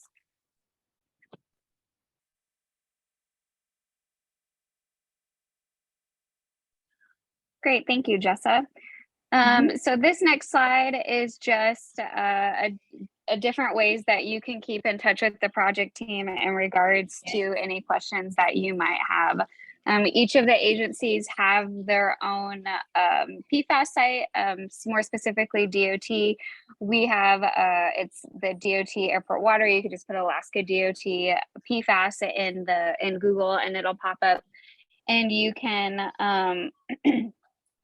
and you can actually look at the different site specifics. You can look at all the final work plan or reports that we've finished on there. So you can look at the statewide effort. You can look specifically at the Anchorage effort that we have going on. And once we have the results and a report is made from the sample results, we'll have that up there as well. And then, like I said, I kind of cut off the AFFF and the federal regulations that are going on with that. But you can get more details on that website. We try to keep that as updated as possible. And then, of course, my information is on there. If you have any questions or you aren't sure who your question should be directed to, you can either reach out to me or email airportwater@alaska.gov, and I can point or I can get your question to the right person so you can discuss that. So yeah, next slide. And so I'd just like to thank everyone again for your time. Like I said, today's objective was more so to introduce ourselves and provide information. Once we have a full picture of what's going on at the Anchorage Airport and the surrounding communities, we can certainly come back and present on those results.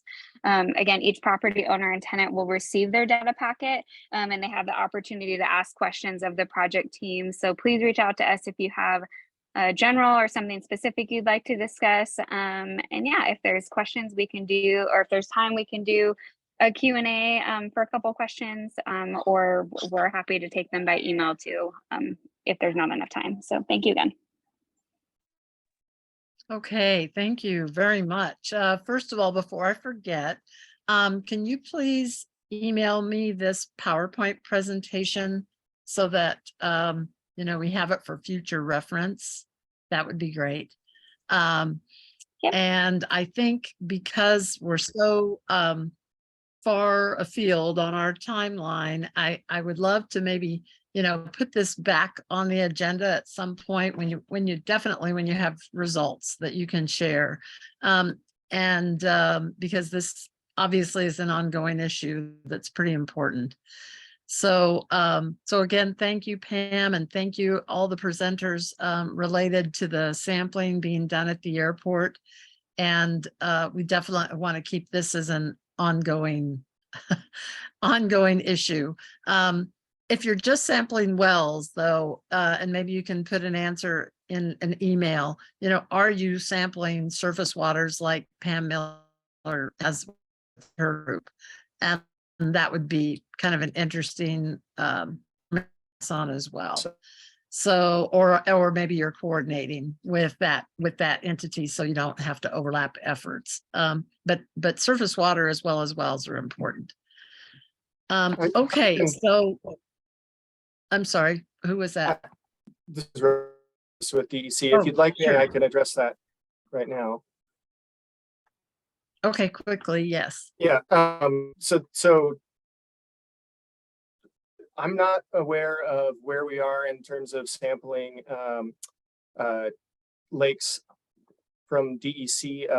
DEC hasn't led that effort yet, and we have not requested for RPs to sample surface water in most cases, because we're at the point right now that we're looking at drinking water, which is the #1 exposure concern. Surface water is something that is part of our normal evaluative process, so we will be looking at that pathway of surface water exposure.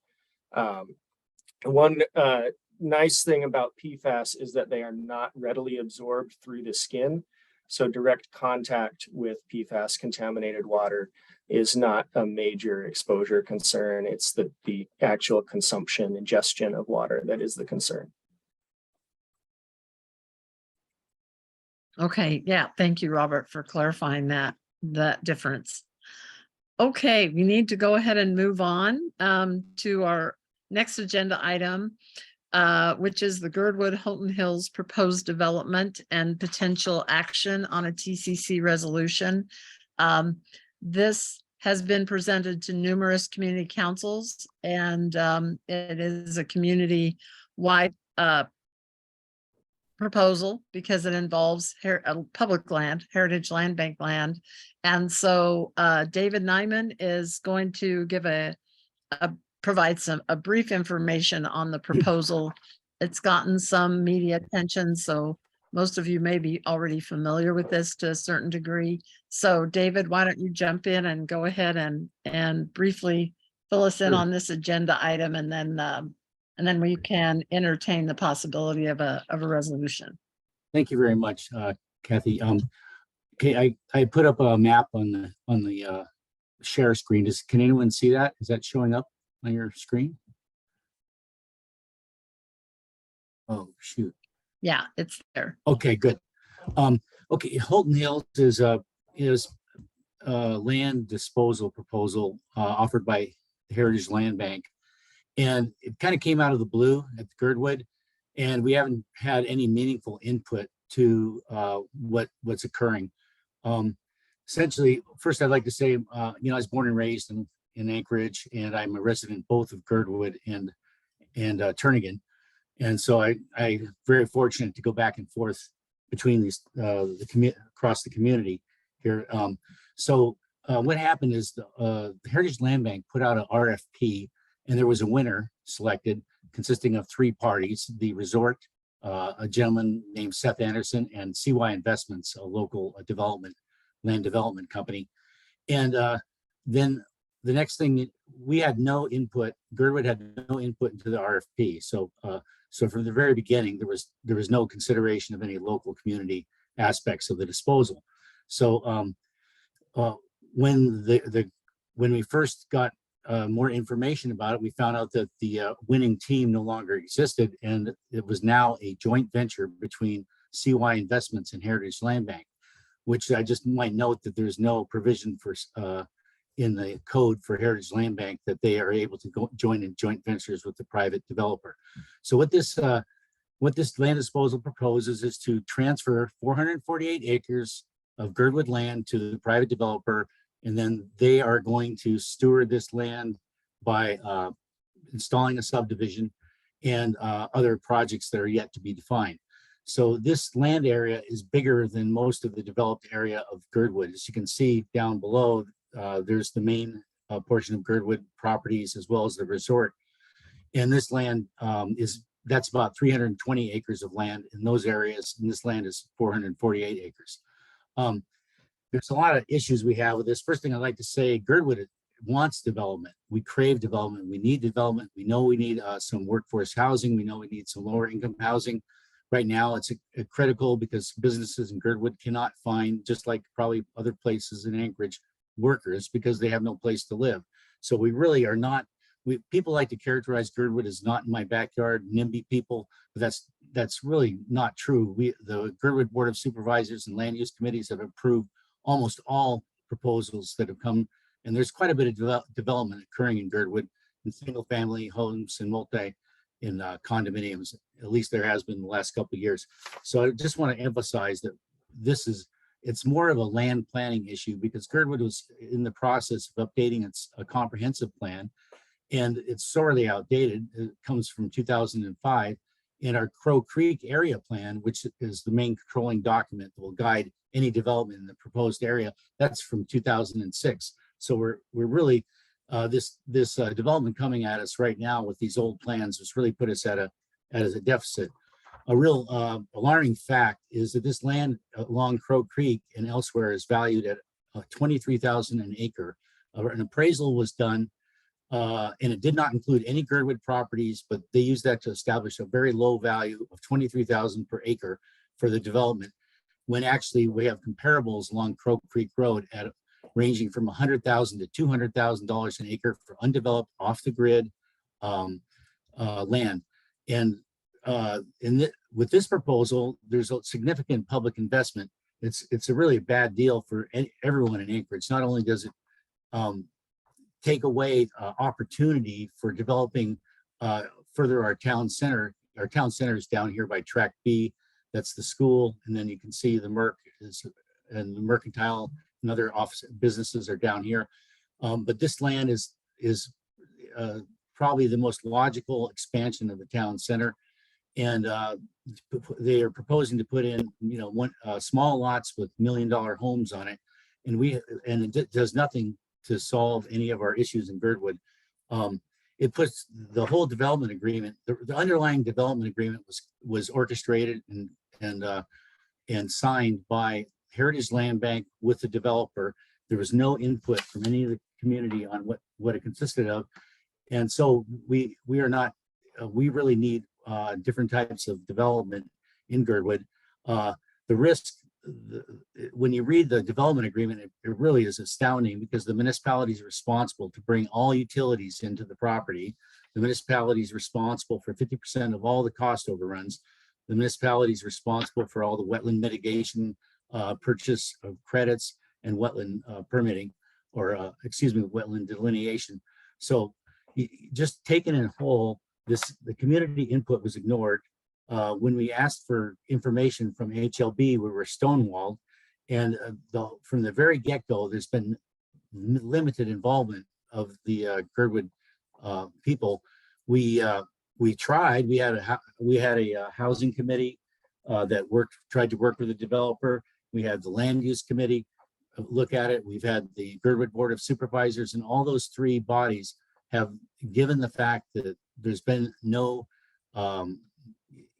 transparency, kind of a messed up procurement process.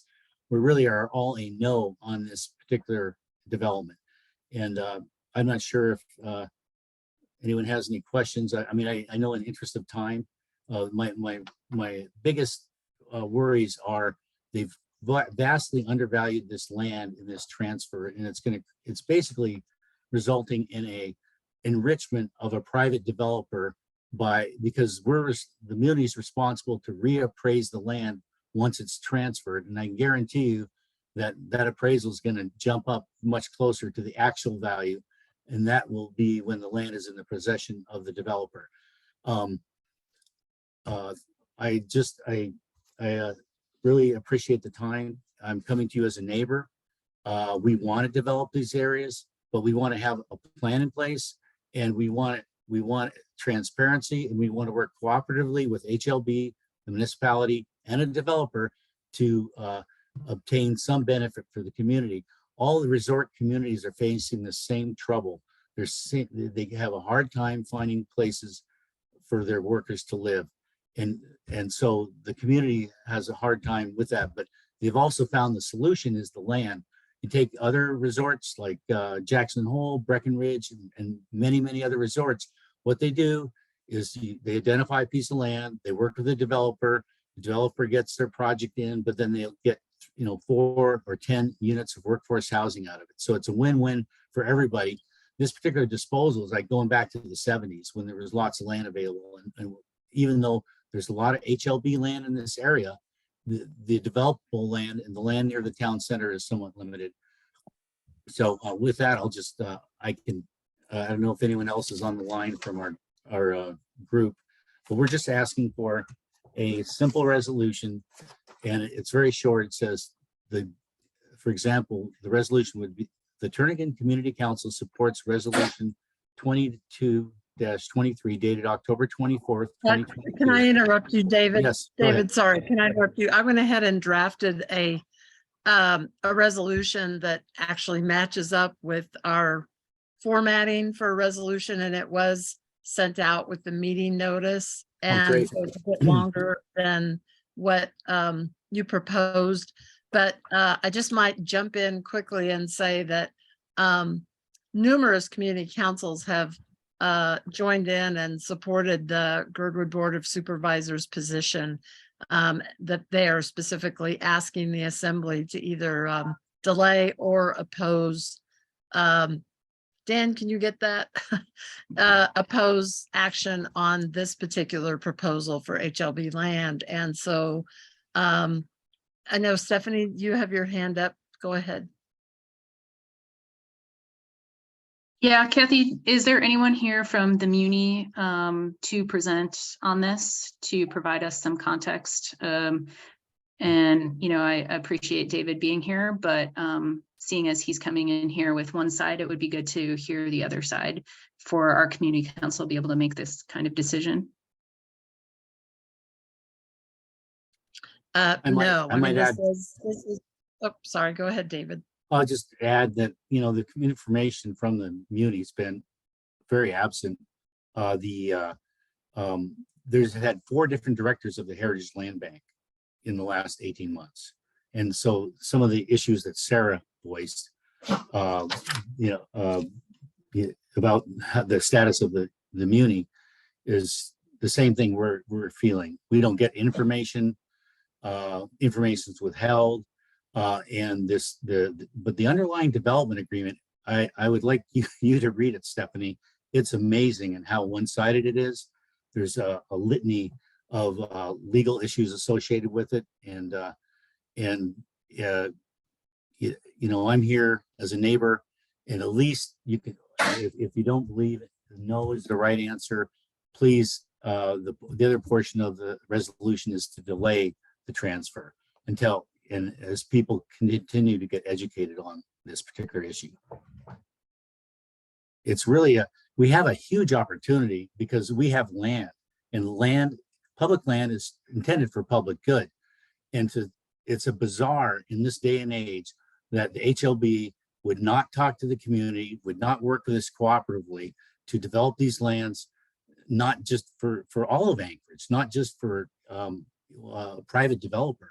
We're giving the land away. No one is buying the land. They are giving the land to the developer and splitting the proceeds, whenever, many years down the road, when they actually, when the project is done. The Muni receives no funds until many years down the road.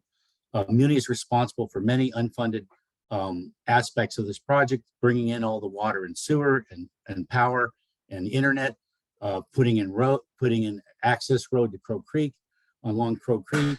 It's just a crazy development agreement, and it's the best thing ever for the developer because they have all the risk is placed on the Muni, and the developer has very little risk, and they get the benefit of the differential value of the land. The land is underappraised. They use no Girdwood comparables. They're calling it 23,000 an acre. Who would like to buy land at 23,000 an acre in Girdwood? I sure would. Thanks, Okay, Stephanie. so thanks, Evan, and I appreciate the pointing out that I did not invite anybody from the Muni. This kind of came up at the end, and when I was trying to put the agenda together, David called me. This has been discussed at the FCC delegate board level, more than once, and information has been presented. So as well as, it's gotten a fair amount of media attention.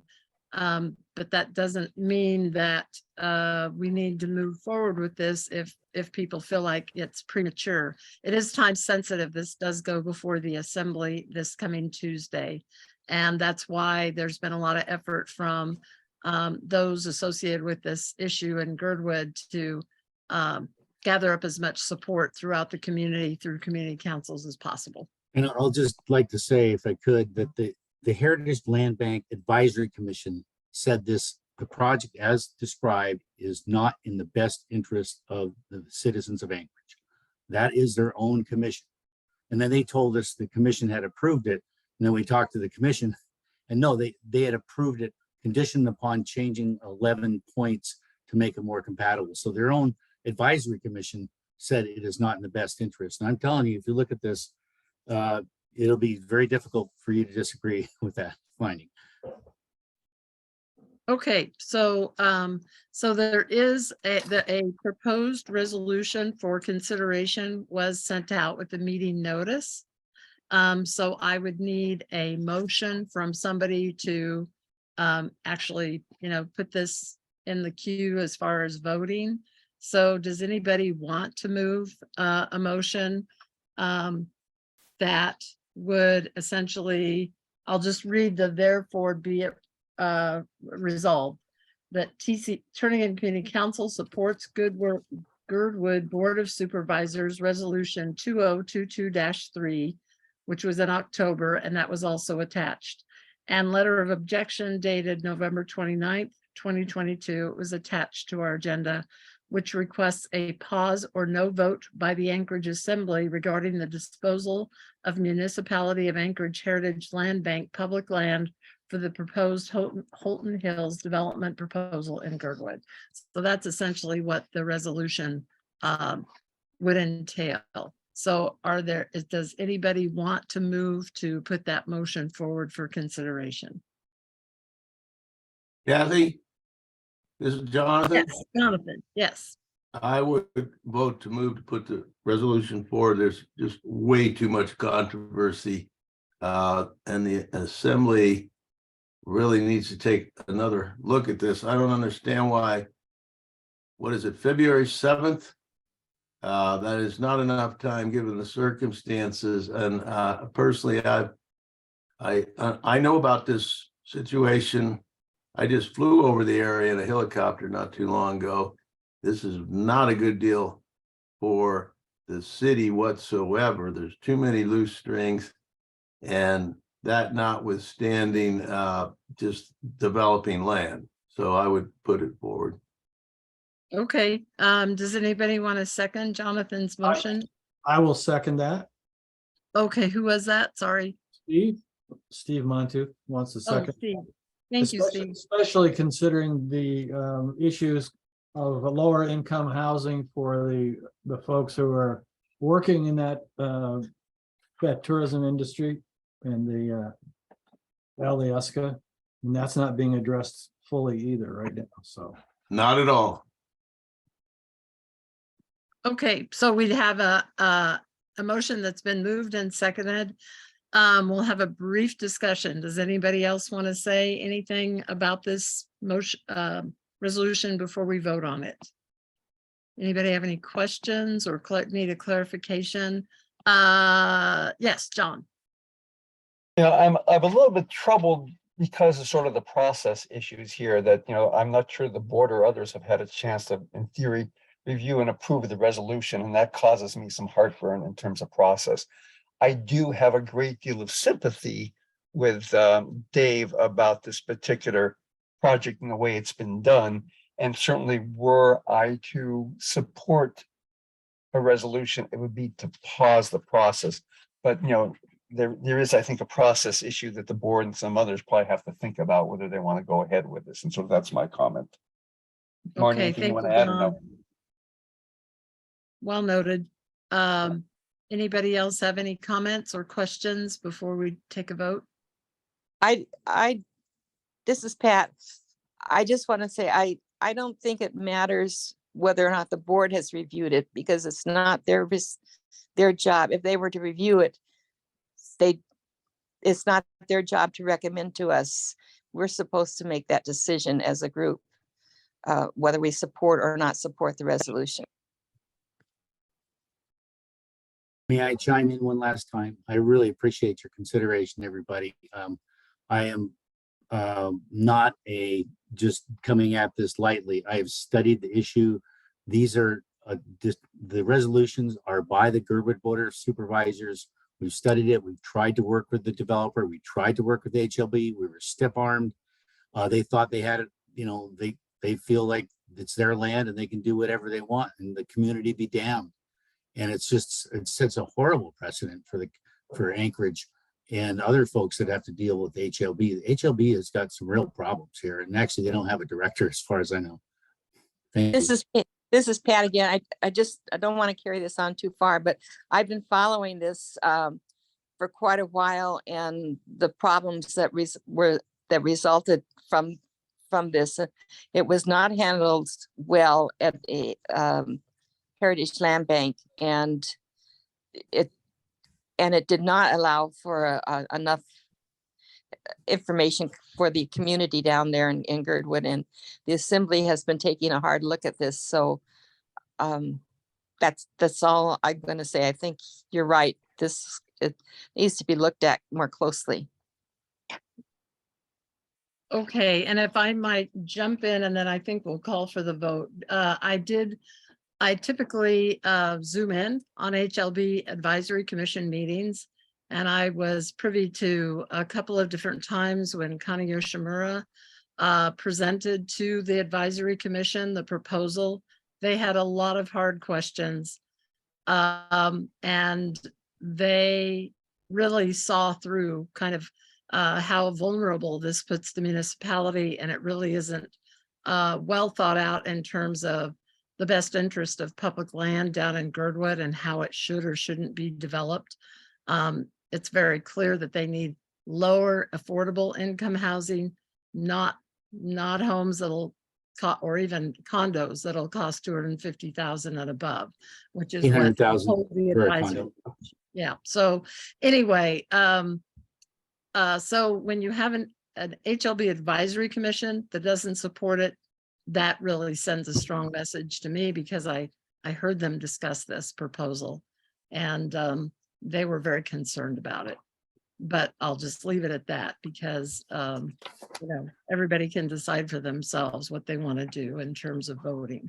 So I think we'll go ahead and Hey Kathy, sorry, no one's called for the vote yet, and you have 3 people raising their hands. Oh, I apologize, because They've not called the question, so. I apologize, because I was in the wrong.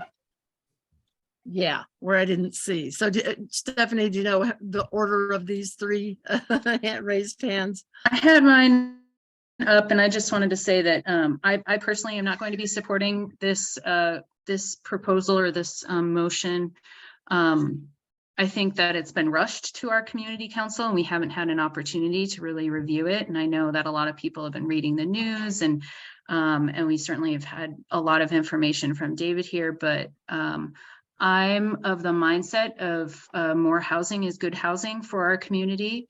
And there's a lot of nuances to this project and to this issue that our community council hasn't had an opportunity to weigh. And I just don't feel comfortable making a decision at this time, especially not hearing from anyone who is pro for this development. Kathy, you know how long we took with Woodland Park and hearing both sides of the issue on that in our own community. This is in Girdwood. And so I always hesitate to rush to make any or take any actions on things that are outside of our borders. So I'm just going to proceed cautiously on this one and not support it. Thank you, Stephanie. I'd like to say one thing is, Sorry, David, I'm sorry, David, this is an opportunity for our community council to debate the question at this point. I'm in the community council. I'm a member of your community council. Then we should have, then you should be raising your hand and getting in the queue, because we've got other members who want to speak. Fair enough. Yeah, Merle, why don't you go ahead next? My question is, what was the motion? Was the motion to approve or the motion to not approve? Thank you. Well, the resolution that was sent out with the agenda would be essentially to support the Girdwood Board of Supervisors, who has taken a position on this, and to pause, i.e. delay, or no vote by the assembly this coming Tuesday on this proposal. Was that whoever made the motion? Was that what he said?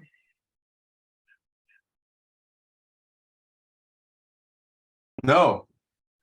Jonathan. I support.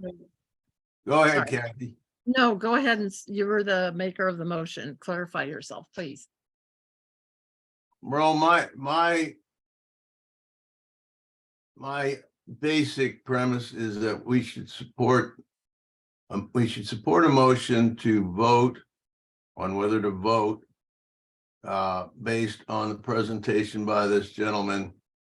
And that was my motion on curtailing or not, or having a resolution to support the Girdwood Board of Supervisors, which includes, and as my understanding, what the municipality would pay or not pay for taking on, giving away this piece of property. selling it at less than cost. Economically, it wouldn't make sense. Regardless of what the cost of land and the developer's going to put up, $100,000 piece of property or $20,000 piece of property, it's a bad deal for the municipality. So that's why I'm supporting the Girdwood Board of Supervisors in this motion, as this motion. Thank you, Jonathan. And I mean, we follow the HLB 1 year and 5 plan we have for decades. I'm very familiar with policy and municipal code. It is municipal code that no disposal of HLB land can be to a private entity can be less than fair market value. And this clearly violates that. Let's see. So Sarah, go ahead. I'll just do two things, but first let's do a quick motion to extend. So if I get a second on that, we'll just do till 9:10. Second, this is Pat, second. Second, let's make it 9:15 because we have still land use stuff to report, and I'll go through that very quickly. Yeah, thank you, John. So I'll make a motion to extend to 9:15. Second, this is Pat. Okay. Is there any discussion about extending the meeting to 9:15? Okay, let's go ahead and do that. Thank you, Sarah. And did you have a comment on the proposal that we're Yeah, I just wanted to know if there's something that we could do to support the efforts before Tuesday that wouldn't be a full-blown resolution. I understand Austin's still on, and I know she's listening, so she's taking all of our debate into account. But is there anything that we could do? I do support slowing down and taking a pause on this. I have quite a few friends that live in Girdwood, and you know, I live in the municipality as well. We all do. So, and I'm a big rule follower, as you can't tell. So, like to just follow the process. And so is there anything we can do that would show our support without having to push through this resolution without hearing both sides? Well, I guess I'll answer that. Certainly everybody can let their thoughts and positions on this be known to the assembly before Tuesday and show up and testify at Tuesday's meeting. You wouldn't be able to speak on behalf of Trinity Community Council, but there's no reason why individuals who want to make sure their views are known to contact the assembly. And if the only thing we could do, Kathy, if we voted, that would be formal, would be a resolution. Is that correct? Well, the resolution that was sent out is what's being proposed. Somebody can make a substitute motion if they so desire. I don't know what that would be based Okay. on. Raise your hand if you support it or don't. Okay. I understand that process. So since we already have a motion on the table, I'll stop talking. Okay, thank you, Sarah. I appreciate it. Marnie, you have your hand raised. I do. I'm on the fence on this. I really agree with Sarah that I feel rushed. And I also think that I really think it's important where it's applicable for community councils to work together. We're in a difficult time in our city right now. I would like to know how many other community councils have voted to support this resolution. Does anybody know? I do. Yeah. It's around 15 or 16, maybe more.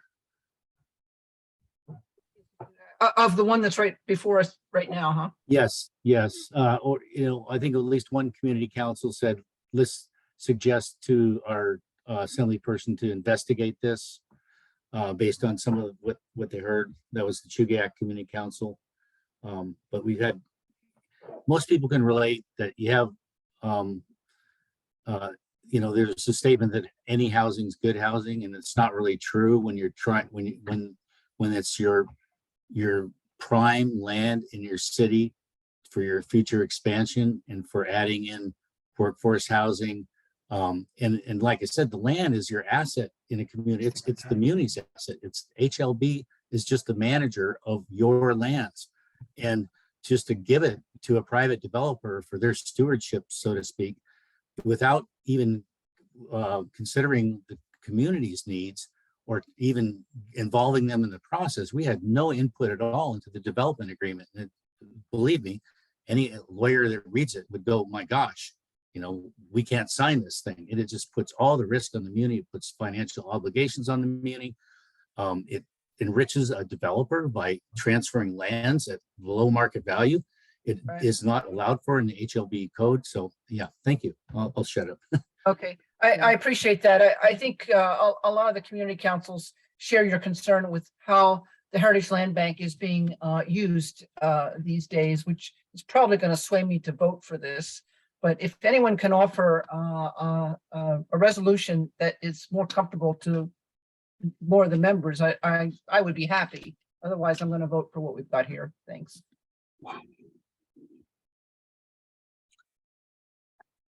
Well, in the interest of time, I think we should probably consider voting for this resolution, and depending on the outcome, then we could shift over. Call the to- question. Okay. Okay, so the question has been called on whether to vote for approval of the draft resolution that was sent out with the agenda. Again, I'll skip the whereases, but the therefore be it resolved is that TCC supports the Girdwood Board of Supervisors, which is requesting the assembly pause or have a no vote regarding the disposal of municipal HLB land for the proposed Houghton Hill development project in Girdwood. So all in favor of that resolution, please raise your hand. And Jackie, I'll ask for a vocal vote if you have a yes vote right now. If she's still on, I'm not even sure if Jackie's still on. I'm not sure that she's still on. Okay, we lost Jackie. So, okay, raise your hand if you support this resolution. So 1, 2, 3, 5, 6, 7, 8, 9.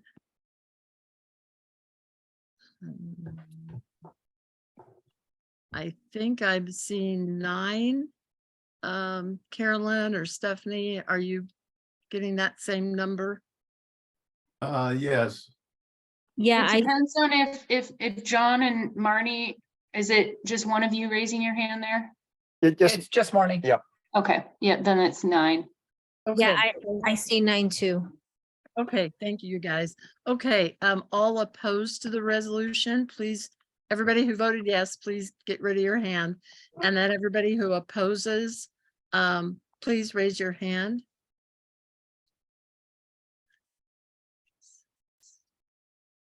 I'm seeing 6, is that correct? There are 8 hands up. And Sarah Sorry. Haley is trying to get in. 7, 8, 9. Oh, sorry, guys. So I'm sorry, how many hands did you see? 5, 6, 7, 8, 9. Hey, sorry to interrupt. I got knocked out. My fault. Are you guys voting for it or is this the no? The no vote is being tallied right now. We had a yes vote of 9. Did you want to add to the yes vote or not, Sarah? I'll the yes vote. Okay, so we can amend that to yes. Yeah, Certainly sorry about that. understandable when we have, I know I've been knocked out about 4 times with my connection, so that's how Zoom works. Okay, so final count for no is 1, 2, 3, 6, 7, 8.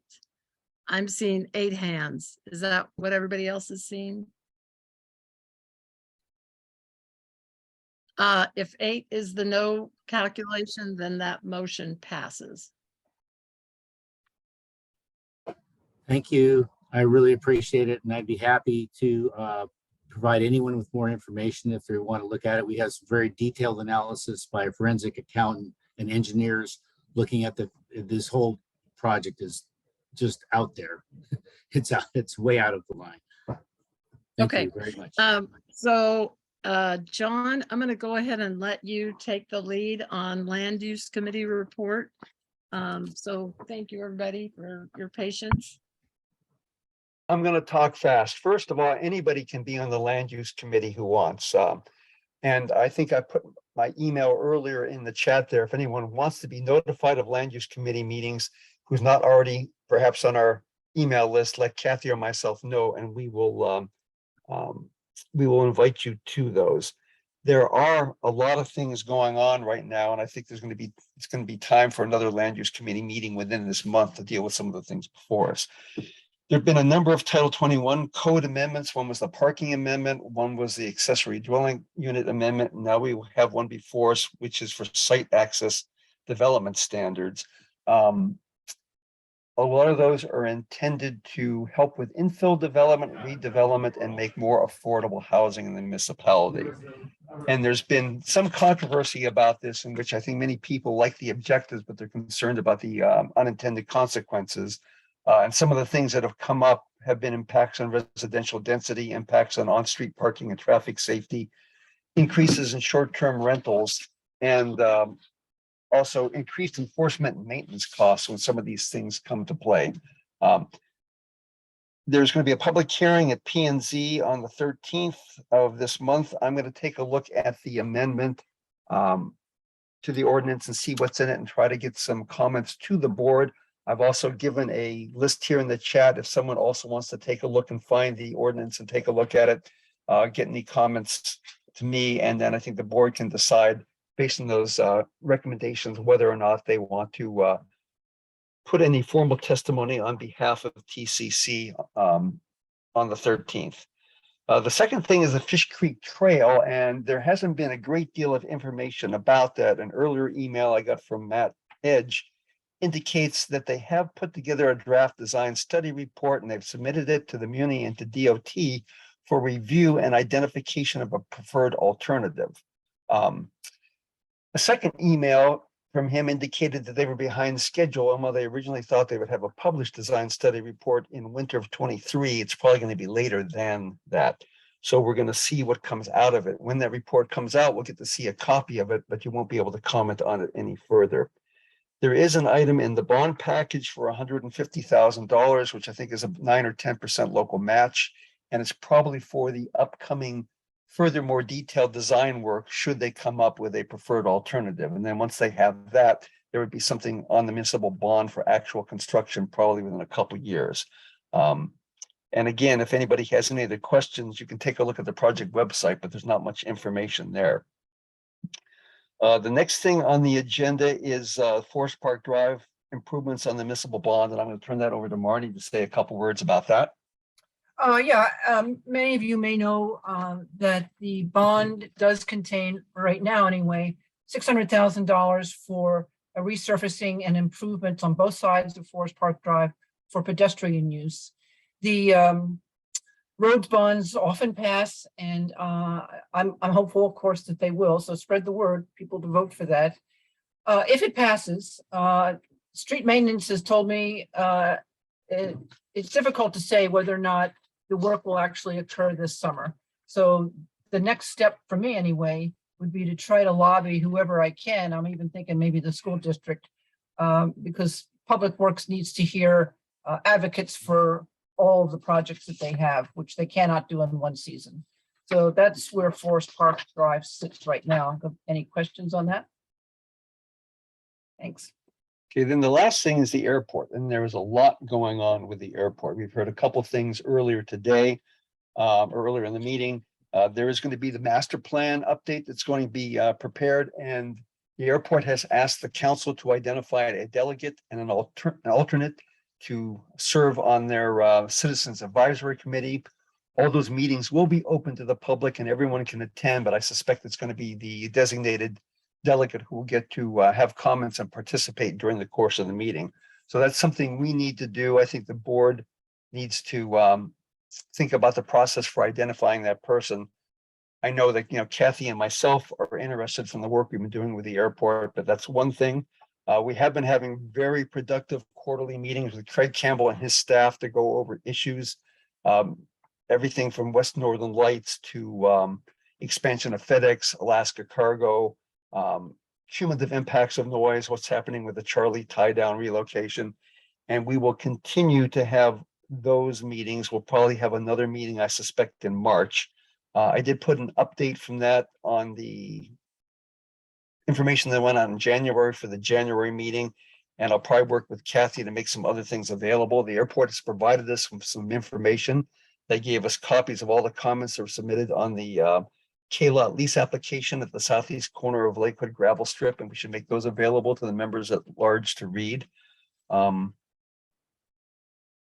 I think there are some things that we're responsible for based on our discussions. It's our responsibility to set up a meeting with the municipal traffic engineer and the airport to talk about West Northern Lights. And it's also our responsibility to develop a letter to the post office explaining some concerns we have about the truck traffic they're generating. So again, I suggest we probably have a land use committee meeting specifically to talk about the airport issues and present some recommendations to the board. And maybe we can decide on some of those things in the March meeting. So that's sort of a quick rundown. I see Merle's hand is up. Yes, sir. My name is Merle Akers. I want to be on any committee that's dealing with the airport, and I want to be the TCC's nominee to attend their stakeholders meeting. I have been a resident of this community for over 50 years. I'm a pilot. I've had places at Lakewood, and I have routinely followed the issues. And so I am interested in being there. I also have a question on this land use committee. Is that land use committee, how did it get appointed? And is it appointment, was it appointed recently? Or how does the appointments work? So if somebody could inform that, I'd be appreciated.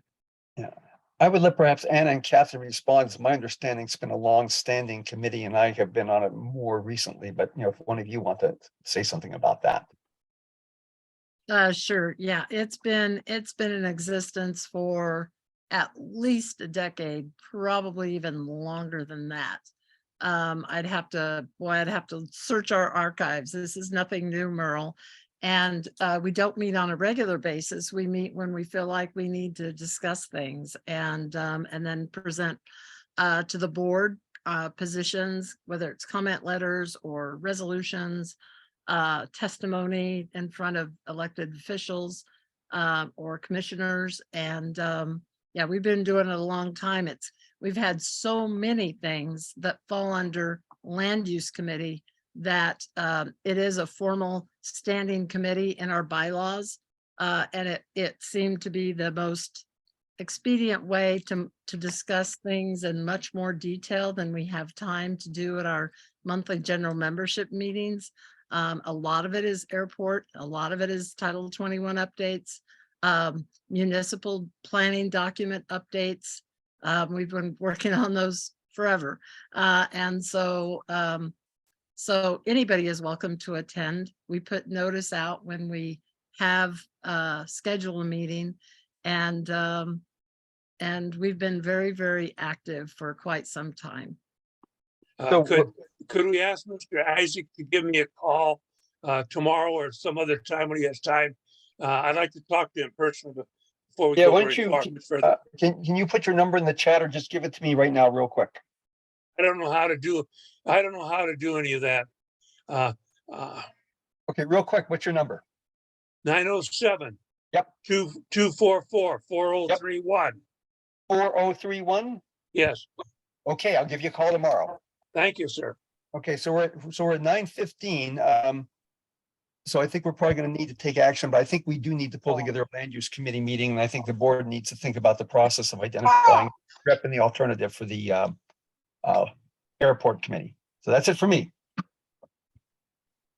Thank you so much, John. I will Move we adjourn. entertain a motion to adjourn our meeting. Move to adjourn. Dan, okay, can I have a second? Second. Is there any objection to ending this meeting at 15, 16, not bad. If there's no objection, the meeting is adjourned. Thank you so much, everybody, for sticking with us on this long meeting and all the information that was presented. Nice job. Yep. So thank you, everybody. Enjoy the rest Thanks, of your Kathy. evening.